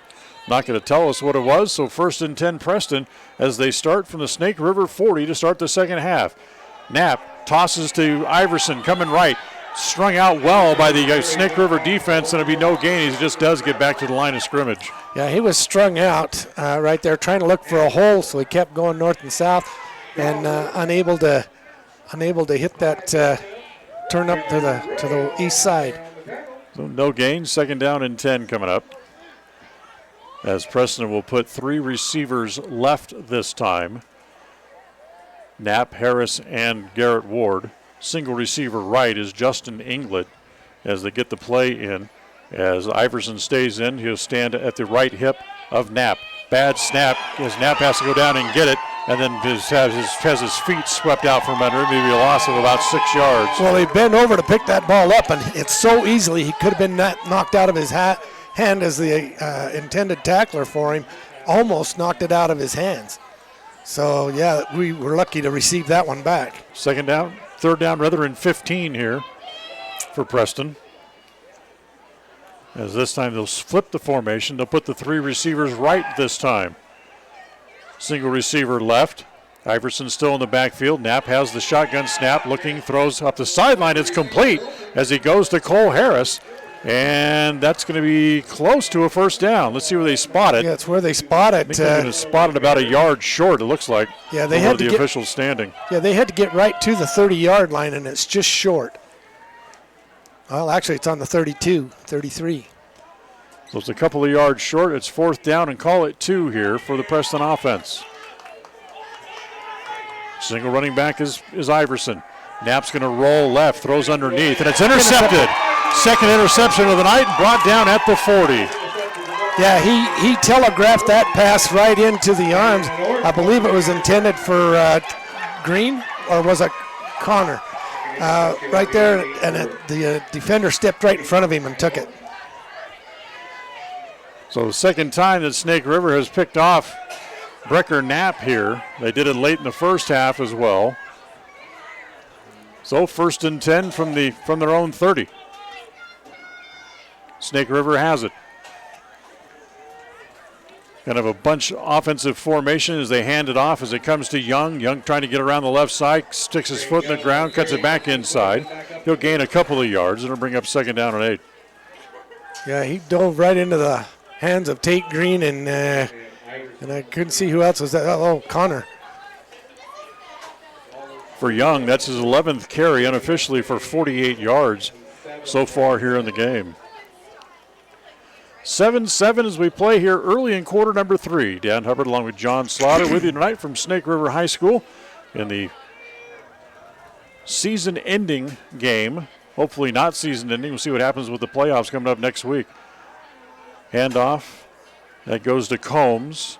Combs gets back near the line of scrimmage before Preston stacks him up. He might gain a yard, maybe 2. Then it'll bring up 3rd down, and call it 4. Well, they had him stop back at the line of scrimmage, but he kept his feet moving, and he pushed the line. Well, with student body, pushed the line back and gained about 2 yards on the extra effort. Zay Davis leading a host of Indians to make the stop. Chevy Nelson kind of hobbling out here at his right corner position. Inside handoff again. That goes this time as it goes to Ranstrom. Ranstrom's still going to be short of the 1st down. No, wait a minute. He's indicating 1st down over here on this side, so it will be a 1st down. So give Ranstrom a couple of yards in the 1st down. Even the PA announcer thought it was short.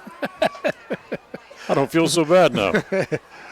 And he's got a better angle than we do.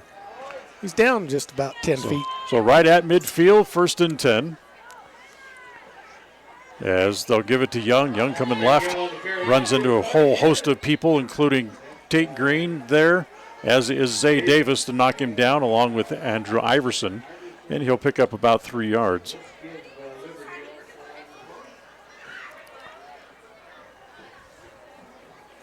Second down and 7 coming up here. So they are moving the ball forward, but Preston is standing up to them. They're holding them tough. Well, the way they're running the ball, it keeps the clock running as we're down to 7.5 to play here in quarter number 3.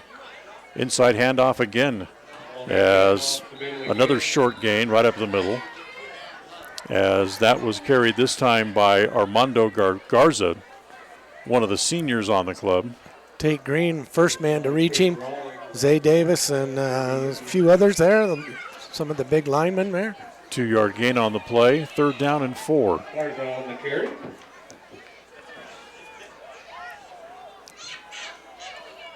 So 3rd down and 4, and Gilbert again will go under center. And the handoff inside, and that's going to be short as Zay Davis able to get his hands on Garza and drag him down. It's going to be 4th down and call it 1. Yeah, it's going to be real close. They've been real successful on their 3rd downs tonight, haven't they? They're going to go for it here on 4th and 1 as the run up the middle. I'm not sure he got there. No, I think he was stopped. He was stopped, absolutely. No gain on the play, and they turned the ball over on downs. Good play by the Indians as they stacked the middle and looked for the dive off the A gap. Right off the ball. Zay Davis was there. Austin Liberty was there. And they come away with the no gain on the play, and they get the ball back at their own 41-yard line here. So here comes the Preston offense back onto the field again. Both defenses are playing tough and holding strong as Preston now takes over on offense. Let's see if we can get some offensive going on for the Indians.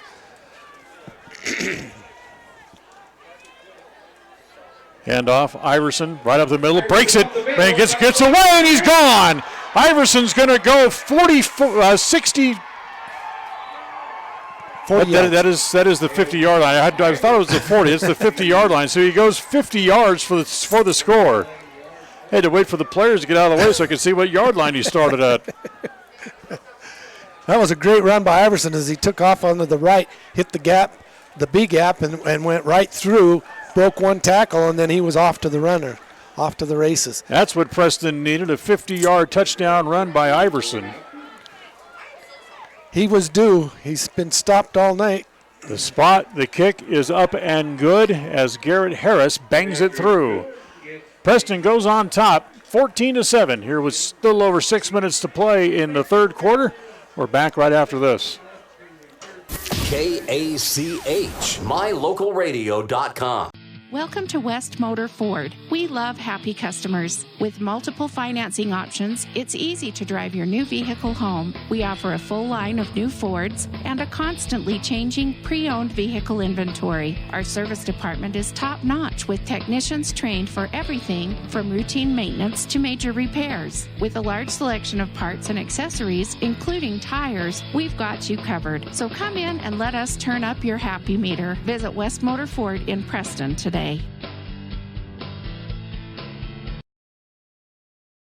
KACH, mylocalradio.com.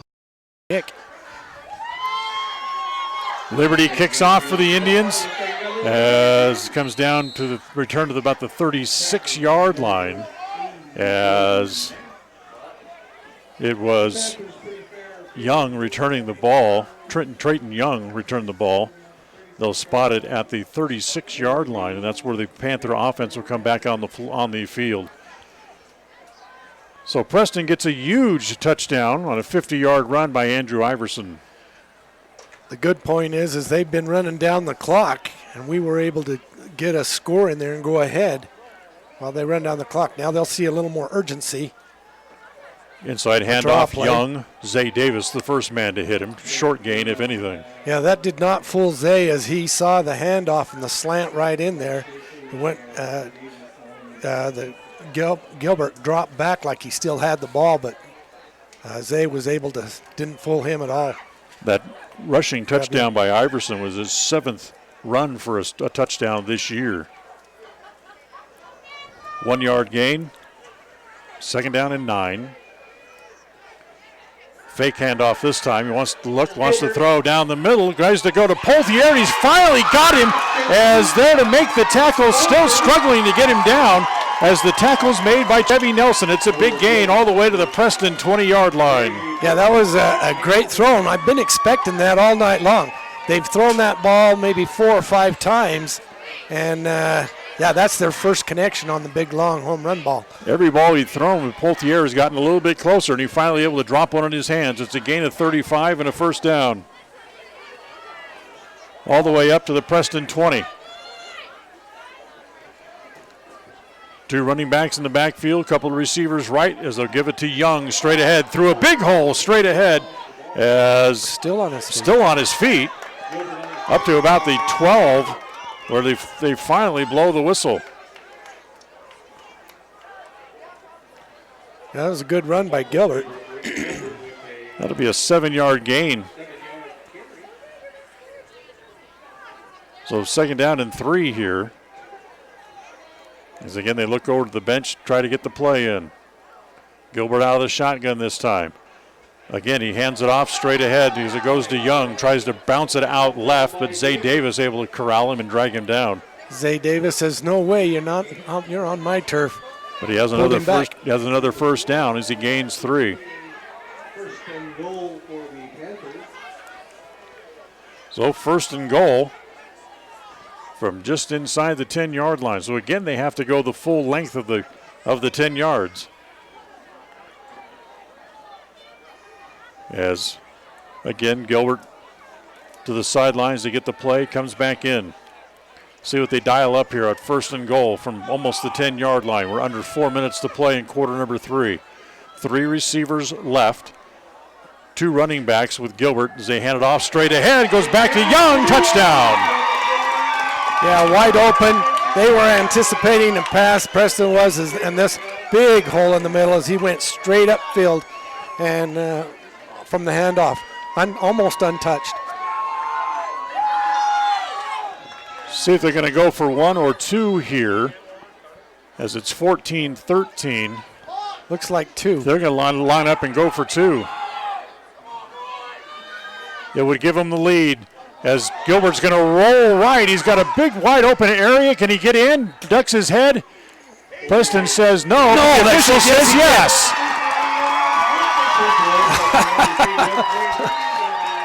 If he had to think about that, I'm not so sure he got in. But I have a bad angle over here, so I can't tell yes or no. So the 2-point conversion gives Snake River the lead. It's now 15-14. Take a timeout, back of the kickoff right after this. KACH, mylocalradio.com. When it comes to all things electrical, Sean Carter and the guys at S&T Electrical should always be your go-to crew. With experience in everything from new construction to repairs, service, and new installations, S&T Electrical is professional and friendly in all they do.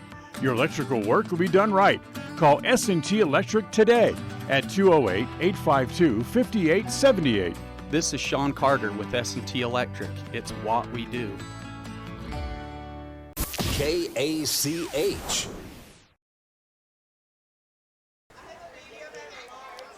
Well, the 2-point conversion will give Snake River the lead. It's now 15-14. As once again back deep, Andrew Iverson and Tate Green. Actually, it's not. Yes, it is. Didn't look like Andrew. Line drive kick. It's going to come through. Iverson will pick it up at his own 15. She comes up the sideline, breaks 1 tackle, gets up to the 25 where he's ridden out of bounds. There to make the stop for Snake River, Hunter Brandon. I'm really surprised that Iverson picked that ball up. It was that close to going out of bounds. Yep.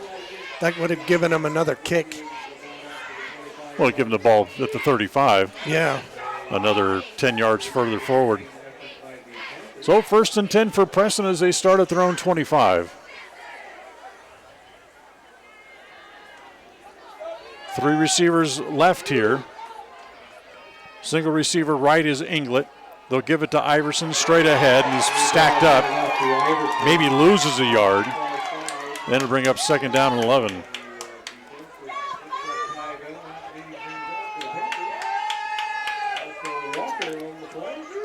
So Preston again goes right back to the line of scrimmage, same formation. They'll move Iverson now over to the left hip of Knapp. As Brecker wants to roll left, he's in trouble. Snag to get rid of it. As he gets over near the sidelines and he runs out of bounds, he's going to lose a couple of more, so it's going to bring up 3rd down and long. Yeah, he didn't have much room and he didn't have time to throw. They were looking for something deep, and again, he's rolling out to his left, which puts him, when he goes to throw, he has to turn halfway around to get the throw off, so he didn't have time to set up. Right, because he's running that way, and you got to be able to square your shoulders up to the line of scrimmage to make a good pass. Right, so this is a big down for the Indians with it being 3rd and 12, 14. 3rd and 13. Zay Davis checks in at running back. 3 receivers right this time for the Indians. Out of the shotgun again, Brecker rolling right, looking back behind him, still rolling. Can't find a receiver, throws underneath, and he threw it behind Cole Harris, and it's incomplete, bringing up 4th down. Yeah, that didn't have a chance to develop. You know, when you're brushed out of the pocket that way, he had some good blocking. Zay Davis gave him a little more time, but he just couldn't set up and find a receiver quick enough. So that'll put him in a situation to have to kick here. I don't think you'll see anything fancy here. I'm guessing that Isaiah Smith is hurt because they have Liberty into punt here. As that's straight up in the air, is going to come down at the 40-yard line of Preston. That's only about a 15-yard punt. Yeah, that wasn't much of one either. Like you said, it went straight in the air and no momentum at all behind the foot. Isaiah Smith has not been on the kick here in the second half. Didn't kick off to start the second half and has not been out on offense. So I'm guessing that Isaiah is a little nicked up and not able to play. I can't even see him over on the sideline either, so I don't know what's happened to him. But 1st and 10 from the Preston 40 is where Snake River will go back to work. 2:56 to play here in the 3rd. As the handoff is straight ahead. As a pickup about 2 or 3 yards on the play. As it is 23 Combs, the guy who gets off the bottom of the pile. You know, that's a big momentum pusher when they go up by, get the lead this late in the game. Another handoff. This one goes to Young. Bounces it outside left. Gets down the sideline trying to break a tackle. Iverson grabs him by the shirt and throws him out of bounds. Penalty flag down. Horse collar. They're going to call it a horse collar tackle. Yeah, it was a horse collar.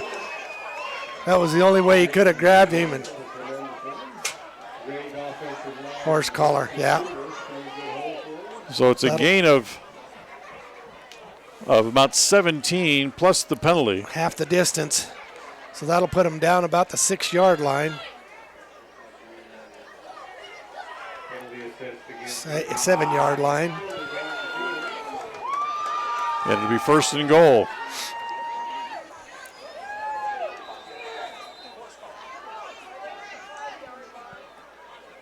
Man in motion back to the right. Inside handoff as that goes to 27 Randstorm, I should say. Gets in down to about the 3. 2nd down and goal. And then move the stick back a little bit, so call it a 4-yard gain. The ball at the 4.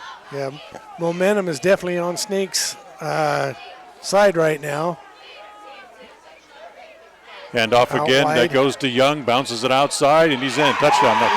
Is it Young? No, it's not. It's actually it's 27 Ramsden. He can't Ramstorm who gets the score. 4-yard run makes it 21-14. as they'll bring the kicker on to try the extra point. 1:49 left here in the quarter. I'm surprised they're not going to go for two, because that puts them a touchdown and an extra point ahead. 2 points would have been a little more difficult. And before we go any further, we'll have a timeout call by Snake River with 1:49 to play here in the quarter. We'll come back at the point after for you right after this. KACH, mylocalradio.com. It's always refreshing to shop where you know you're appreciated.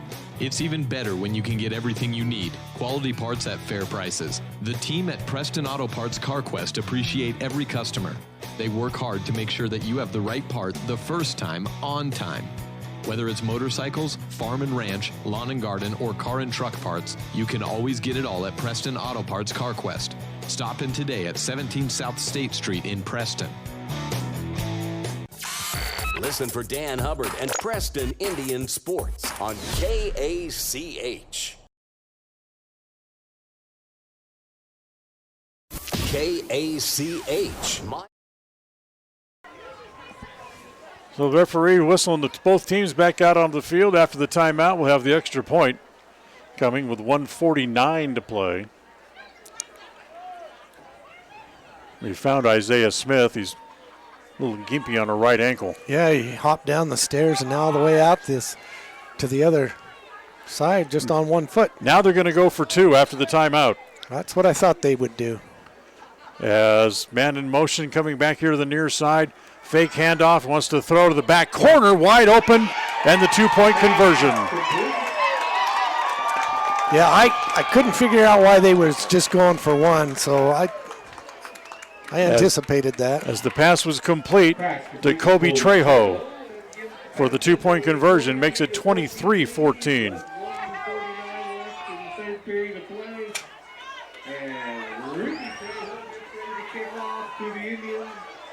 23-14 as they go up by 9 now. As again, we'll have the kickoff here. We'll keep it here for the remainder of the third quarter. As again, Preston waiting for Snake River, taking their time to come back out onto the field. Yeah, that puts a 2 possession down. Do you remember the Longest Yard movie, the original one with Burt Reynolds? Yes. As Snake River runs out there in the old serpentine formation to come back out of the field. Yeah, I thought I'd seen that, but I couldn't remember where. That does ring a bell now. So Green and Iverson back deep here for Preston. Another line drive kick. This is going to come to one of the up men, as this is Cole Harris who has it. Harris up to the 30, falls forward to the 31. So Harris able to bring it back. Pretty good return. Not a bad starting position here for the Indians, but now they need some offense. Yeah, definitely. And we're going to need a fairly quick thing, because if Snake River gets the ball back, they're going to run the clock as fast as they can. But they've been successful lately on the pass. They've completed, his last 4 passes? Diamond formation left here. They empty the backfield, so 5 receivers into the pattern. Wants to throw underneath. Tries to get it to Harris, but throws it over his head and out of bounds. Yeah, Harris went up for it.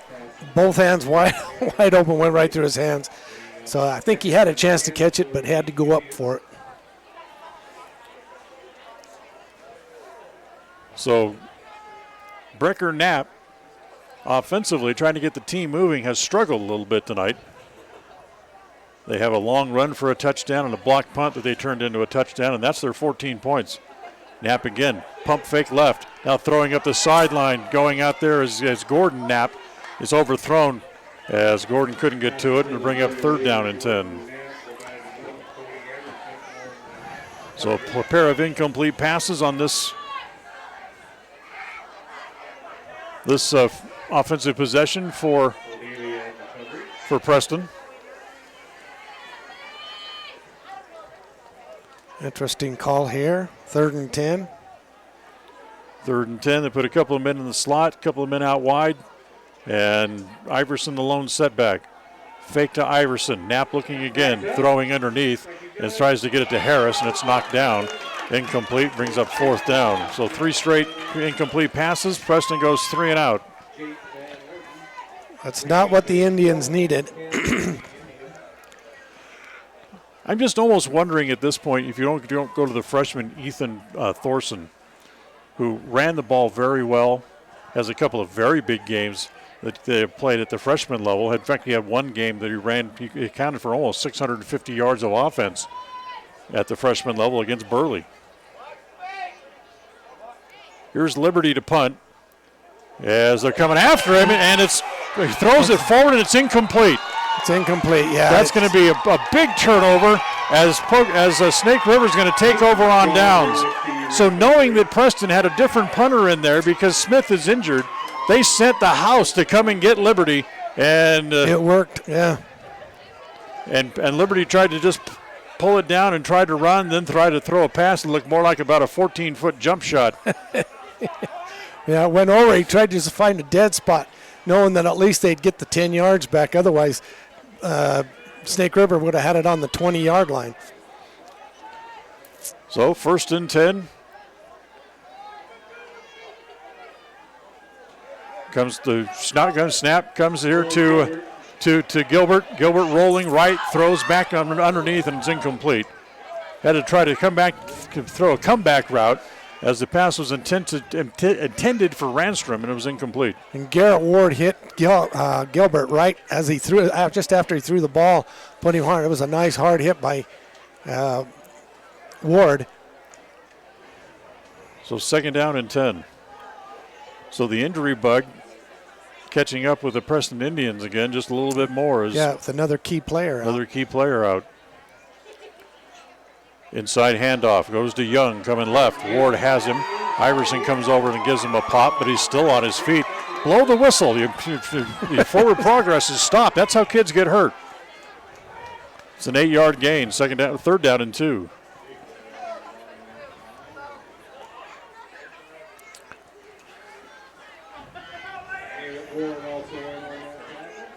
Young with 96 yards unofficially on the ground tonight.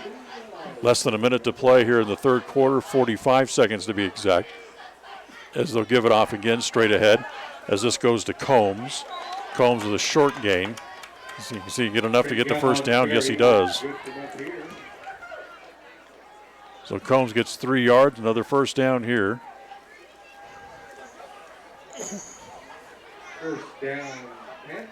1st down Panthers from the Preston 19. Yeah, with a momentum shift. And, well, like I said, we have 3 key players out, and they play both ways, offense and defense. So our defense is a little bit, there's a couple of holes in there right now. They're going to let the clock run out, run down to bring us to the end of the 3rd quarter. We're done with 3. It's Snake River 23, Preston 14. We'll take a timeout and be right back as we'll take you to the 4th quarter. The 4th quarter of tonight's game is brought to you by Webb Funeral Home. KACH, mylocalradio.com. Simple ingredients for a pigskin feast. Equal parts offense and defense. Plus a dash of special teams in the clutch. And top it off with a heaping of screaming fans. Get your pigskin fill right here on the Aggie Sports Network. Utah State heads to Colorado Springs this Saturday for a showdown against Mountain West Bow Air Force. The pregame show starts at 7 with the kickoff at 8:15. Hey everybody, this is Scott Girard, and this is your home for Utah State Athletics. 105.5 FM and AM 1340 KACH Preston. The 4th quarter of tonight's game is brought to you by Webb Funeral Home. Whether a loved one passes suddenly and much too soon or after a long and fruitful earthly journey, the families of Northern Cache Valley have known for years they can rely on sensitive and professional care from Webb Funeral Home. Now in their beautiful full-service facility on the south side of Preston, Webb Mortuary urges you to consider the benefits of pre-planning final arrangements in order that your wishes are carried out and difficult decisions are not left to your surviving family members. Make an appointment soon to talk about pre-planning with your friends at Webb Funeral Home. KACH. We'll start quarter number 4. First and 10 here for Snake River from the Preston 19. As Young has it, puts the ball in his hip, gets through one hole, and he'll pick up about 5 or 6 yards on the play. So 23-14, Preston down by 9 as we start the fourth. And that's a tough number because that's 2 possessions.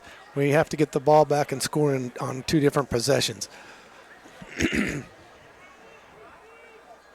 Again, Gilbert letting the clock run, taking their time. Certainly they'll keep the ball on the ground here again. Second down and 5. As again on the ground, Young has it again, just short of the 10-yard line. Be a gain of about 3. Bring up third down and 2. I have Trayton Young now, 19 carries for 104 yards unofficially. It's a good night.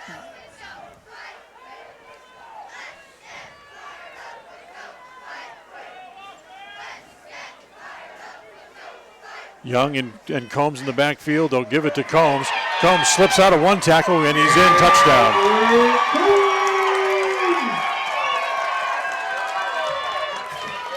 Combs goes 12 yards for the score. That makes it 29-14. Combs with his second touchdown of the night.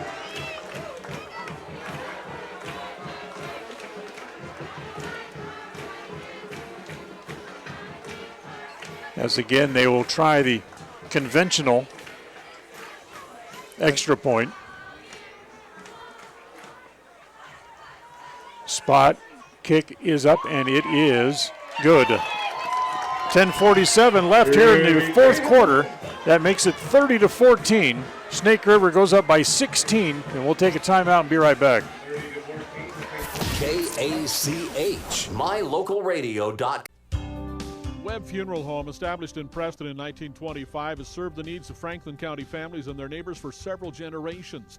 Now in their modern new full-service facilities just off Highway 91 south of Preston, Webb Funeral Home continues to offer caring and professional services to all residents of the area in their time of need. Funeral directors Douglas Webb, Ron Smaley, and Jordan Webb, along with aftercare specialist Jody Rasmussen, thank you for your trust in them and welcome your questions and concerns anytime. A message from your friends at Webb Funeral Home. KACH. KACH. 30-14, Preston trailing by 16. As I'm sure they'll have some sort of a postseason appearance here, but they're looking at going 5-4 this year. That's still a better record than what they finished with last year. Yeah, we're still over 500, but it's not where we want to be. Kickoff this time comes on a line drive. Is handled by Tate Green at the 10-yard line. Green comes up the middle, and he's hit there as he gets just short of the 25. So Combs with a pair of touchdowns tonight, an 8-yard run in the first half, an 11-yard run here in the second half. As the Preston offense again comes back out onto the field. Brecker Knapp stays in at quarterback here for Preston. 2 receivers to either side. Iverson the lone setback. Out of the shotgun, he'll throw out here to Gordon Knapp, and Gordon tries to turn and run before he looked the ball in and dropped the ball. Yeah, tried to run just a little bit too quick. So second down and 10. 5 straight incomplete passes here by Brecker Knapp here in the second half. Again, now they send 3 receivers right this time. Lone receiver left, give it to Iverson straight ahead. Iverson gets across the 25 up to about the 27-yard line. It's a gain of, call it 2 on the play. Make it 3, and it's still going to be third down and 7.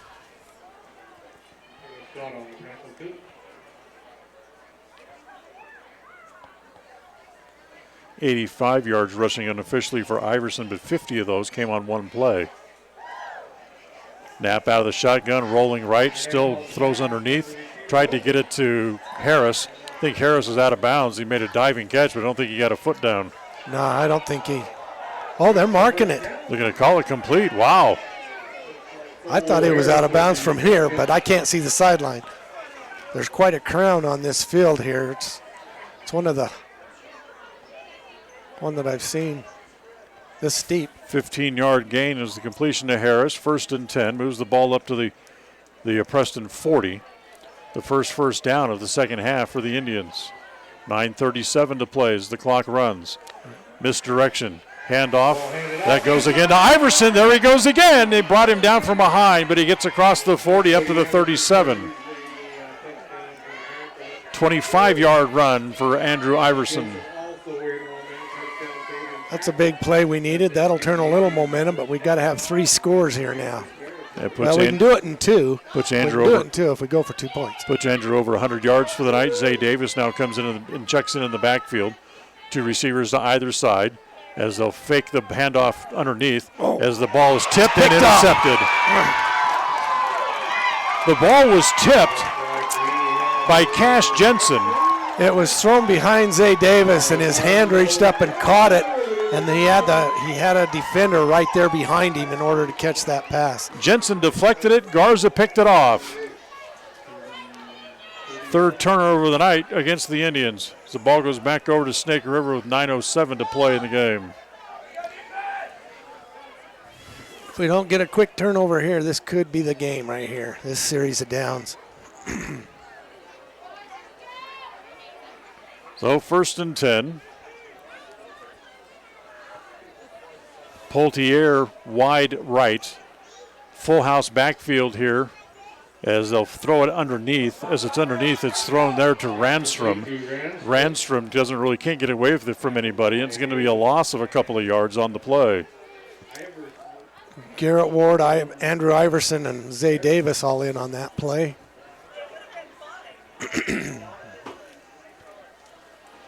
So 2nd down, call it 13.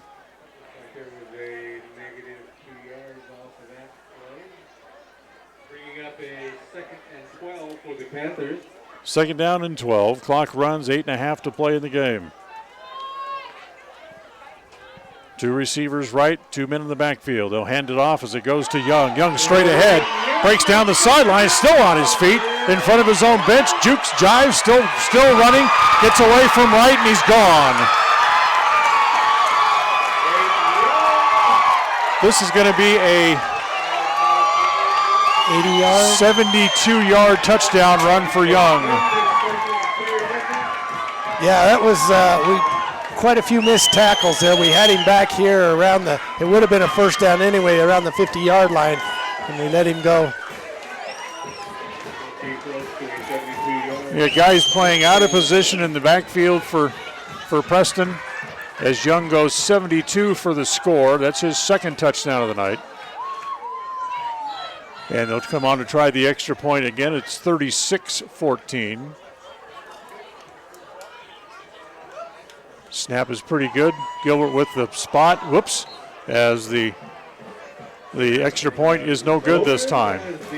So with 8:11 remaining in the game, it's now 36-14 in favor of Snake River. Take another timeout. Back right after this. KACH, mylocalradio.com. When you see that big green dinosaur, whether at your favorite gas station or convenience store on the side of a delivery truck, you know quality Sinclair products are available there from Hall Oil Company. Hall Oil is a family-owned and operated business that's been serving folks in Cache Valley since 1947. They're your local fuel and oil broker with a low-price guarantee. Another guarantee that's been really important this winter is that when you fill your fuel tanks with premium winter diesel fuel from Hall Oil, it's guaranteed not to gel, even when the temperature drops below 0. It's the no-gel guarantee from Hall Oil Company. Listen for Dan Hubbard and Preston Indian Sports on KACH.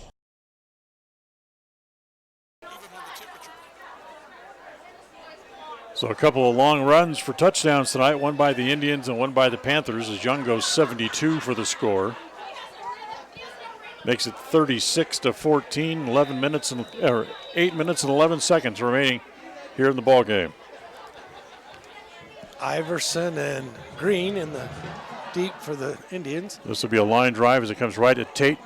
Plays it at, just like he does playing third base. Handles it right in his midsection and gets it out to the 30-yard line.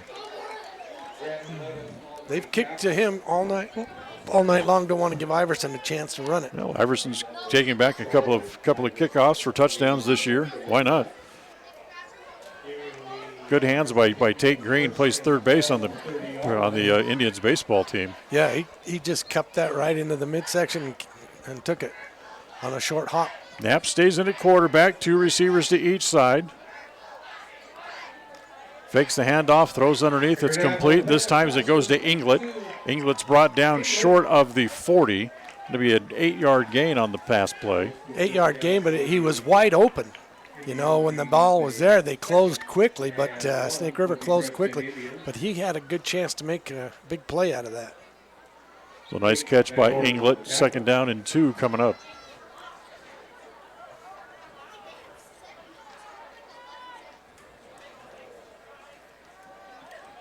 Throws out here on the near side this time as it goes to Knapp. Gordon gets away from one man, gets across midfield, still on his feet down the sidelines. 20, 10, touchdown, Gordon Knapp. That's good to see. He's had a lot of mishaps this year, not able to get in. I think that's his 2nd touchdown of the year. 62 yards for the score. That's the Brecker had a touchdown pass last week that he threw. And connects there for 72 and a touchdown. For 62 and a touchdown, I should say. Good run by Gordon Knapp on that as he caught and then was able to get downfield. Preston will go for 2. As Brecker rolls right, still on his feet, looking, throws toward the end zone, and it's going to be out of bounds. Tried to get it to Cole Harris down there in the back corner of the end zone, but it was incomplete.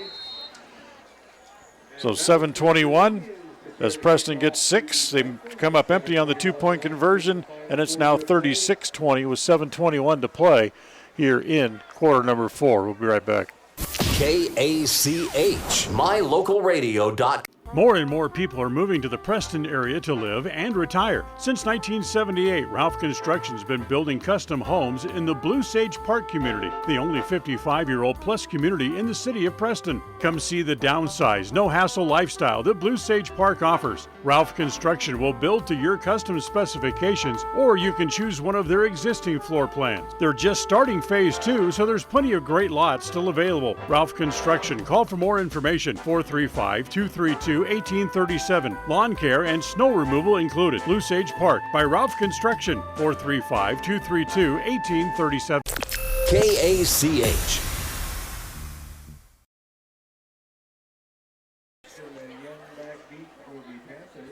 Preston gets a touchdown. Long pass from Knapp to Knapp. Sounds like a law firm. As Garrett Harris will now come in to kick off. They have 11 men within 10 yards of the kickoff. I should say 10 men, within 10 yards of where the ball will be accepted. So they certainly are expecting an onside kick. It's a little pooch kick. It's going to be handled there by Ranstrom, who goes down immediately. So Ranstrom catches that little pooch kick and then gives himself up to down the ball, and they'll spot it at the 38-yard line. Yeah, that's the one thing you want to do. You don't want to take any chances, but they did have enough men back far enough to be able to pick that ball up on a single bounce. 36-20. Snake River on top, still leading by 16. 7:17 to play here in the 4th.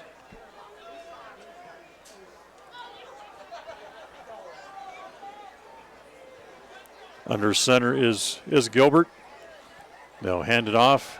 Straight ahead. Fumble. The ball's loose, but Gilbert, who was after he handed off, was standing there minding his own business. The ball rolled right to his feet. He's able to fall on it. End up losing a couple of yards on the play. 2nd down and 12. Yeah, and here's Gilbert coming to the sideline, letting the clock run. Come over, get the play, and send it and run it back in, so they don't really have a signaling system. As Gilbert jogs back in, he'll give the play back to his offensive unit. And see what they dial up here, 2nd down and 12. 2 receivers right. Check that, 3 receivers right. They have 1 in the slot. As the handoff goes to Young, tries to bounce it outside, a flag down behind the play as Young gets back to about the 40-yard line. A flag on the play. Let's see what the penalty is going to be. Yeah, I think it's unsportsmanlike conduct. Personal foul. Holding offense. As that'll push the ball back 10 yards. As Preston will accept the penalty to be second down and longer. You know, I guess officiating's changed a little bit because that was well away from the ball, well away from the play. Usually on a hold like that, they won't call it. Unless it's very obvious. Yes. Third penalty flag tonight against Snake River for 40 yards. Bring up second down. Or it'll stay second down. Ball spotted at the 27. They have to get it almost out to midfield. So second down and 22 is what they're calling it. 4 receivers into the pattern. They throw underneath. It's complete to Poultier as Poulter gets across the 30-yard line and brought down there. Gordon Knapp on the stop. So a short pass completion of 4 yards. And it's third down and 18.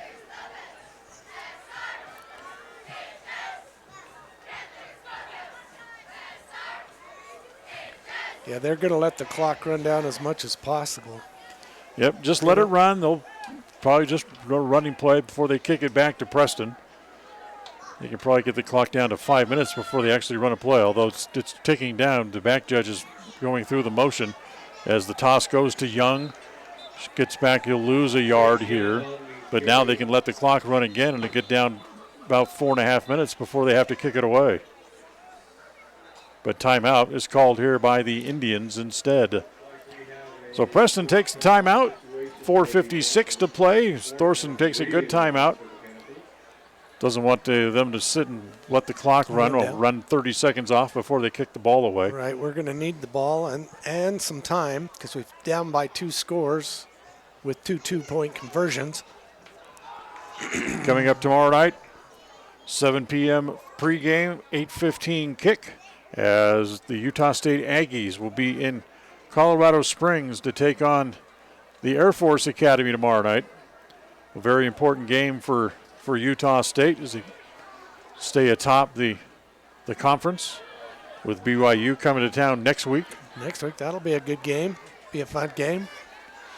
So here comes the punt. Andrew Iverson back deep, stands at about his own 33-yard line. We're going to try and block this. We've got student body up. As they're coming after him, and the punt here by Jensen is short, takes a big bounce. It's going to bounce to Iverson, who's just backpedaling to get away from it smartly, and the ball will roll dead at the Preston 27-yard line. Yeah, it took a Snake River bounce. Otherwise, if Andrew could have picked that up, we could have gained some of that yardage back. Well, 1st and 10 again here for the Indians. As Brecker Knapp will come back out onto the field again. Preston trailing by 16. 2 touchdowns and 2 two-point conversions.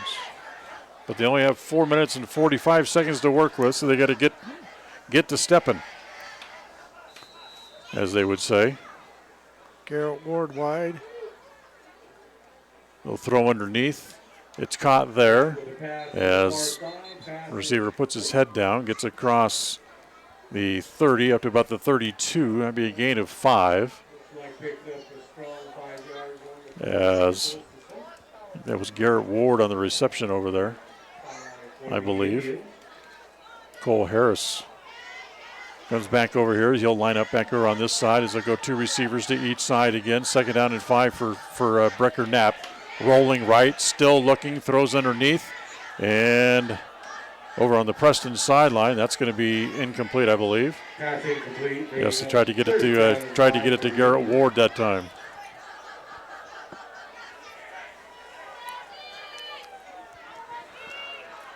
So 3rd down and 5.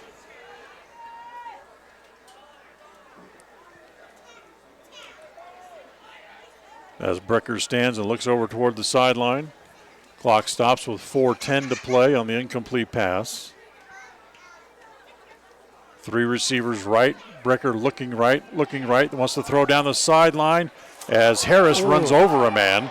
And there's no call. Yes, there's a flag down. There is? Yes. Oh, there it is. He threw it over to the Preston bench.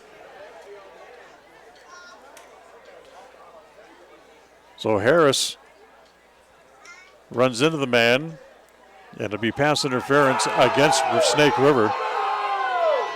All the Snake River fans right here in front of us strongly disagree. But it'll be a 15-yard penalty and an automatic first down again here for the Indians. It'll be a first down. I don't think it's automatic. Well, it is because they crossed the chain, but I don't think they're calling it. I don't know about this officiating. It wasn't the first half, at least. 1st and 10, ball at the Preston 46. Knapp throws that here to the near side, comes back to Gordon Knapp. Gordon breaks 1 tackle, gets up near the Snake River 40. That's a first down. That's another first down. That's a gain of 12 on the pitch and catch from Knapp to Knapp. There's that law firm again. Hey, I'll hire them if they keep going. Again, 2 receivers on either side. A quick throw this time. In and out of the hands. Tried to get it to Harris. And tried to get to England, I should say. And England not able to hang on. Yeah. So England, pass comes up incomplete. That stops the clock with 3:52 to play. 2nd down and 10 from the Snake River 42-yard line. Interesting. They sent the play in, but only gave it to Brecker, and Brecker called a huddle. So they wanted to make sure they were all on the same page here. Again, 2 receivers to each side. Iverson the lone setback. Brecker wants to throw. Now he's in trouble and he's going down.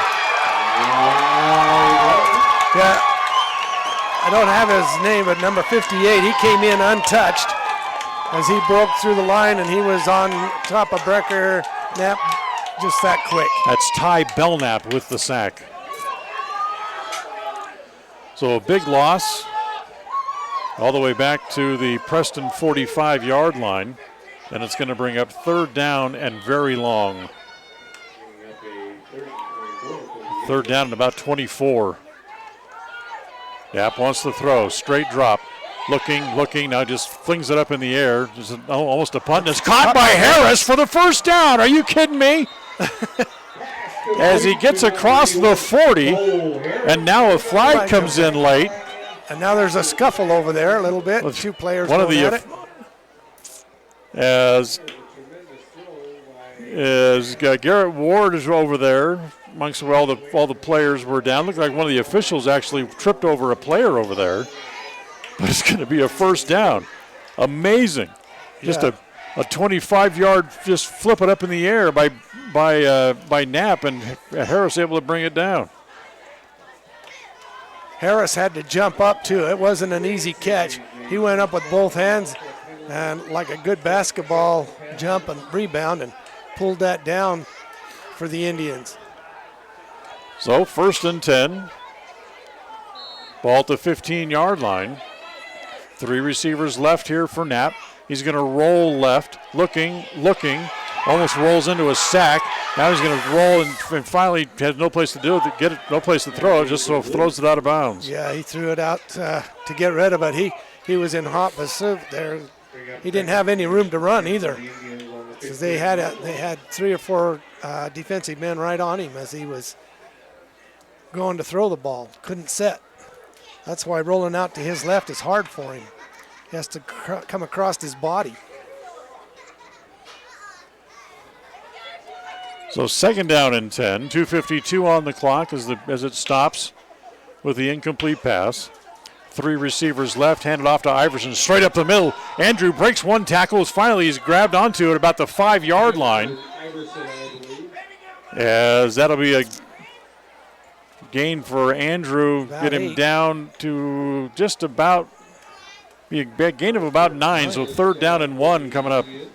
Timeout again, called again by the officials. Nope, Preston. Timeout Preston. with 2:35 to play. So a 9-yard gain for Iverson. That gives him unofficially on my sheet 109 yards tonight on 12 carries. He really hadn't carried the ball much so far in the second half as they've been throwing the ball, trying to get back into the game. Right.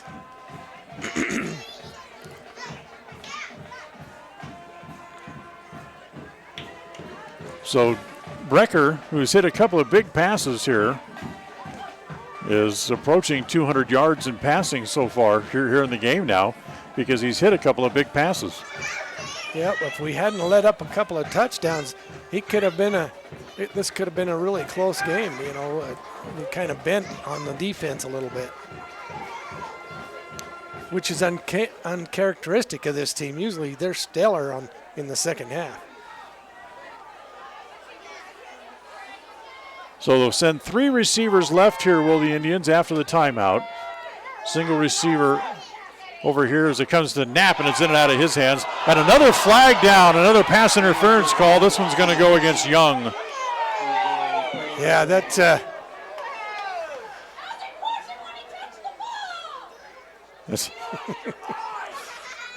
Young, the official comes over to talk to Young. Lady down here saying, how can he push him when he's touching the ball? It's because he did it before the ball got there. Yeah, the contact happened before. So half the distance to the goal. That'll move the ball inside the 5. It is an automatic first. First down and goal now again here for Preston. As misdirection, that goes to Iverson, puts his head down, runs over one man. Actually, it wasn't Iverson, it was Tate Rawlings who's brought down back at about the 4-yard line. Clock's running, 2:19 to play. Davis was headed out, now turns around and comes back. As he'll line up in the slot. Scrum formation here. The flip underneath, tried to get it back to Harris. It was deflected and incomplete. Yeah, deflected by the defense, so went up and over his head. Now Davis comes out. Iverson comes back in. 3rd and goal from the 4. As just as we thought. Here comes Ethan Thorson into the game. Number 2. Quarterback keep. He is very fast and very elusive. We saw him in the game against Burley when you weren't there, John. He broke the games out, broke lots of runs outside. So here's Thorson in a quarterback. Out of the shotgun, he's going to keep. Cuts it back up inside, runs into a whole host of the defense who were really behind the play, but he's tried to stick his foot in the ground and cut it back up, and he was brought down. No gain on the play, so 4th down and 4. And again, Preston's going to call a timeout. I think that's their last one with 1:54 to play in the game. Yeah, that'll be their last one. But Thorson had a good shot. I mean, the play was called properly. I thought it was a good play, but when he dove into the line, he didn't continue. He stepped sideways, thinking he couldn't make it through there, and that's when they piled him up short. So the Indians threatening here, need a touchdown, a 2-point conversion, and then get the ball back and get another touchdown and another 2-point conversion to tie it. To tie the game. Yeah. So here comes the Preston offense back onto the field. Brecker, Knapp back in. Back in at quarterback. 2 receivers to each side. In fact, they'll empty the backfield. 5 receivers into the pattern here as Iverson sets up in the slot left. Reverse. Brecker looking over toward the sideline, trying to make sure he has the call right. They want to change the call. Now he looks over there for a second time. He's still lost. I'm expecting a double reverse. But he doesn't have a timeout to call. Rolling right. Brecker throws into the end zone, and it is it somebody call something? Touchdown. Is it or not? Nope, they're going to say it was out of bounds.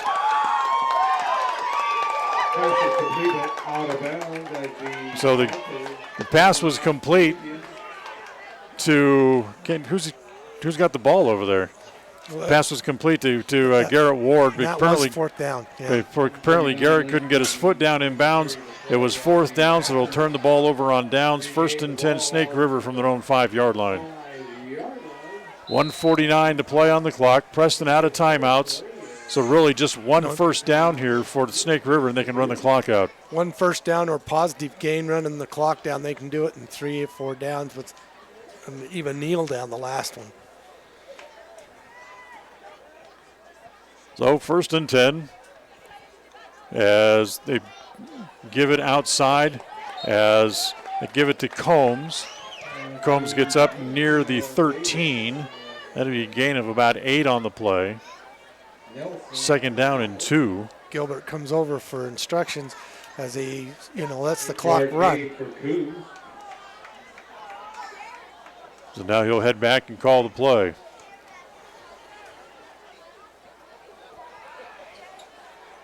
So for Preston, who was dinged up coming into the game, ended up getting a little bit more dinged up during the game, and just trying to hang on here. Yeah, these are kneel down positions now. All they have to do is kneel down. They're not in the prevent or anything, but. Handoff again goes to Combe, bounces it outside. Why did he run out of bounds? I have no idea. Stop the clock. He runs out of bounds and stops the clock. What are you doing, young man? That's the last thing they want to do. Right. But they get the first down. Yeah, they get the first down, so now they can kneel down. Yeah, now, that's all they'll do. They've got one man back in the prevent, to prevent a interception or a touchdown. But yep. So we'll have to kneel on it one more time, as Snake River will end up the regular season at 7-2, and the loss for Preston, they'll lose the last 2 games of the year, and they'll end up the regular season at 5-4. 40 seconds left on the clock. Needs to let it run just a bit more, and they can kneel down. There it is. Yeah, that'll do it. That's the ball game. Under 30 seconds, and that's the ball game. As Snake River will start to walk their way back over here to the near side. So they don't have to snap it again. Final score here tonight: Snake River 36, the Preston Indians 20. As for Preston, I mentioned it a moment ago, and it just kind of became the theme of the game. A nicked-up team got a little bit more nicked up and just really couldn't do much offensively. Yeah, they had nowhere to go, really. They give Snake River credit. They played tough. They played hard.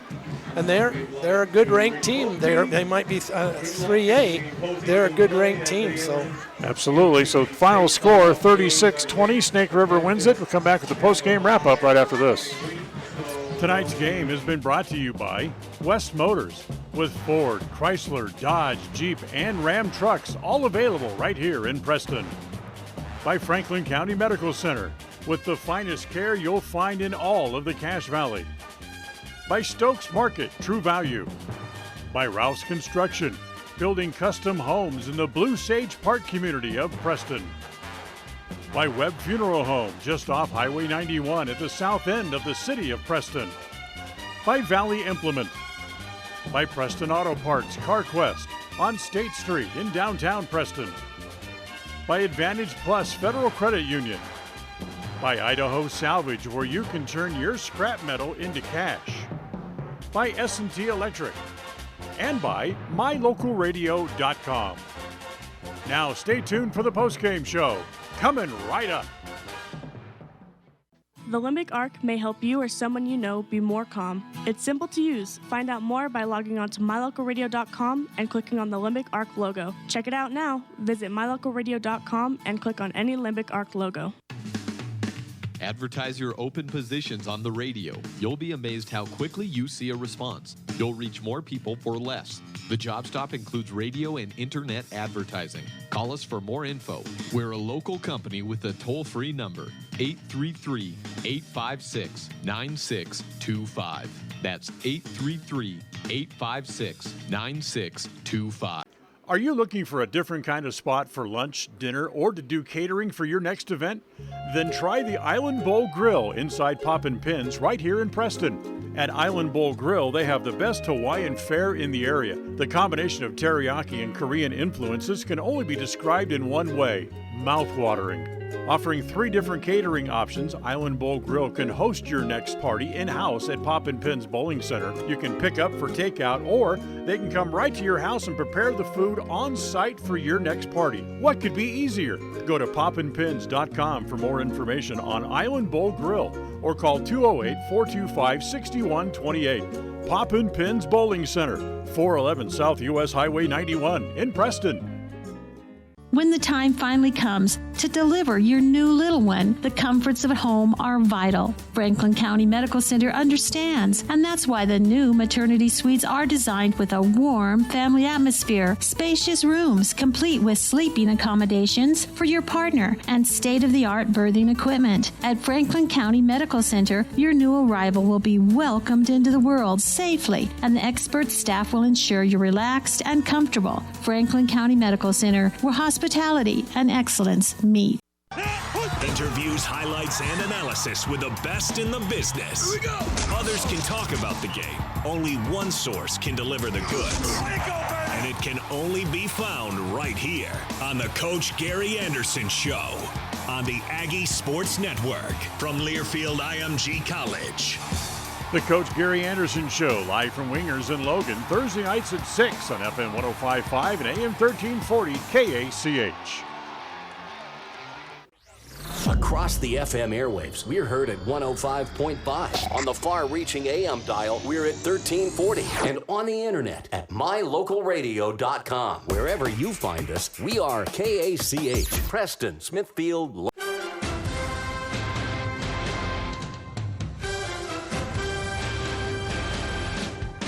This is the Preston Indians postgame show.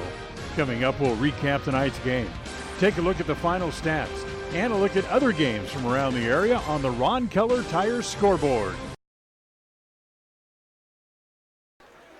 Welcome back here to Snake River tonight as the Snake River Panthers are victorious as they knock off the Preston Indians tonight, 36-20, the final score here this evening. And John, tough night offensively for the Indians. Of course, we knew it was going to be with Ty Hyde not even dressing for the game. Ty Hyde out, Scotty Dunn out, and Isaiah Smith injured and couldn't play the second half. However, you know, the first half wasn't a typical Snake River team either.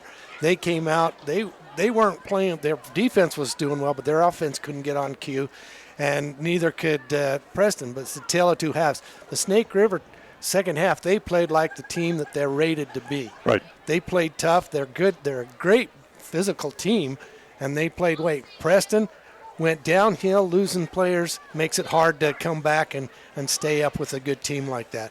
But you got to give them heart. They had heart. They fought hard. Good ball clubs, both clubs. Yep, exactly. Preston, who got touchdowns tonight from Connor Schaefer, who they blocked the punt. Schaefer picked it out of the air, took it back 5 yards for a touchdown that actually opened the scoring in the second quarter tonight. Then Preston got a 5-yard run from Allen, or 50-yard run, I should say, from Andrew Iverson that put them up a touchdown early in the third quarter, but they weren't able to hold that lead. And then long runs for the Snake River Panthers really tried to change the momentum of the game in the second half, and they went on to the win here this evening. Will Preston make the playoffs? Well, there's still a game over 500.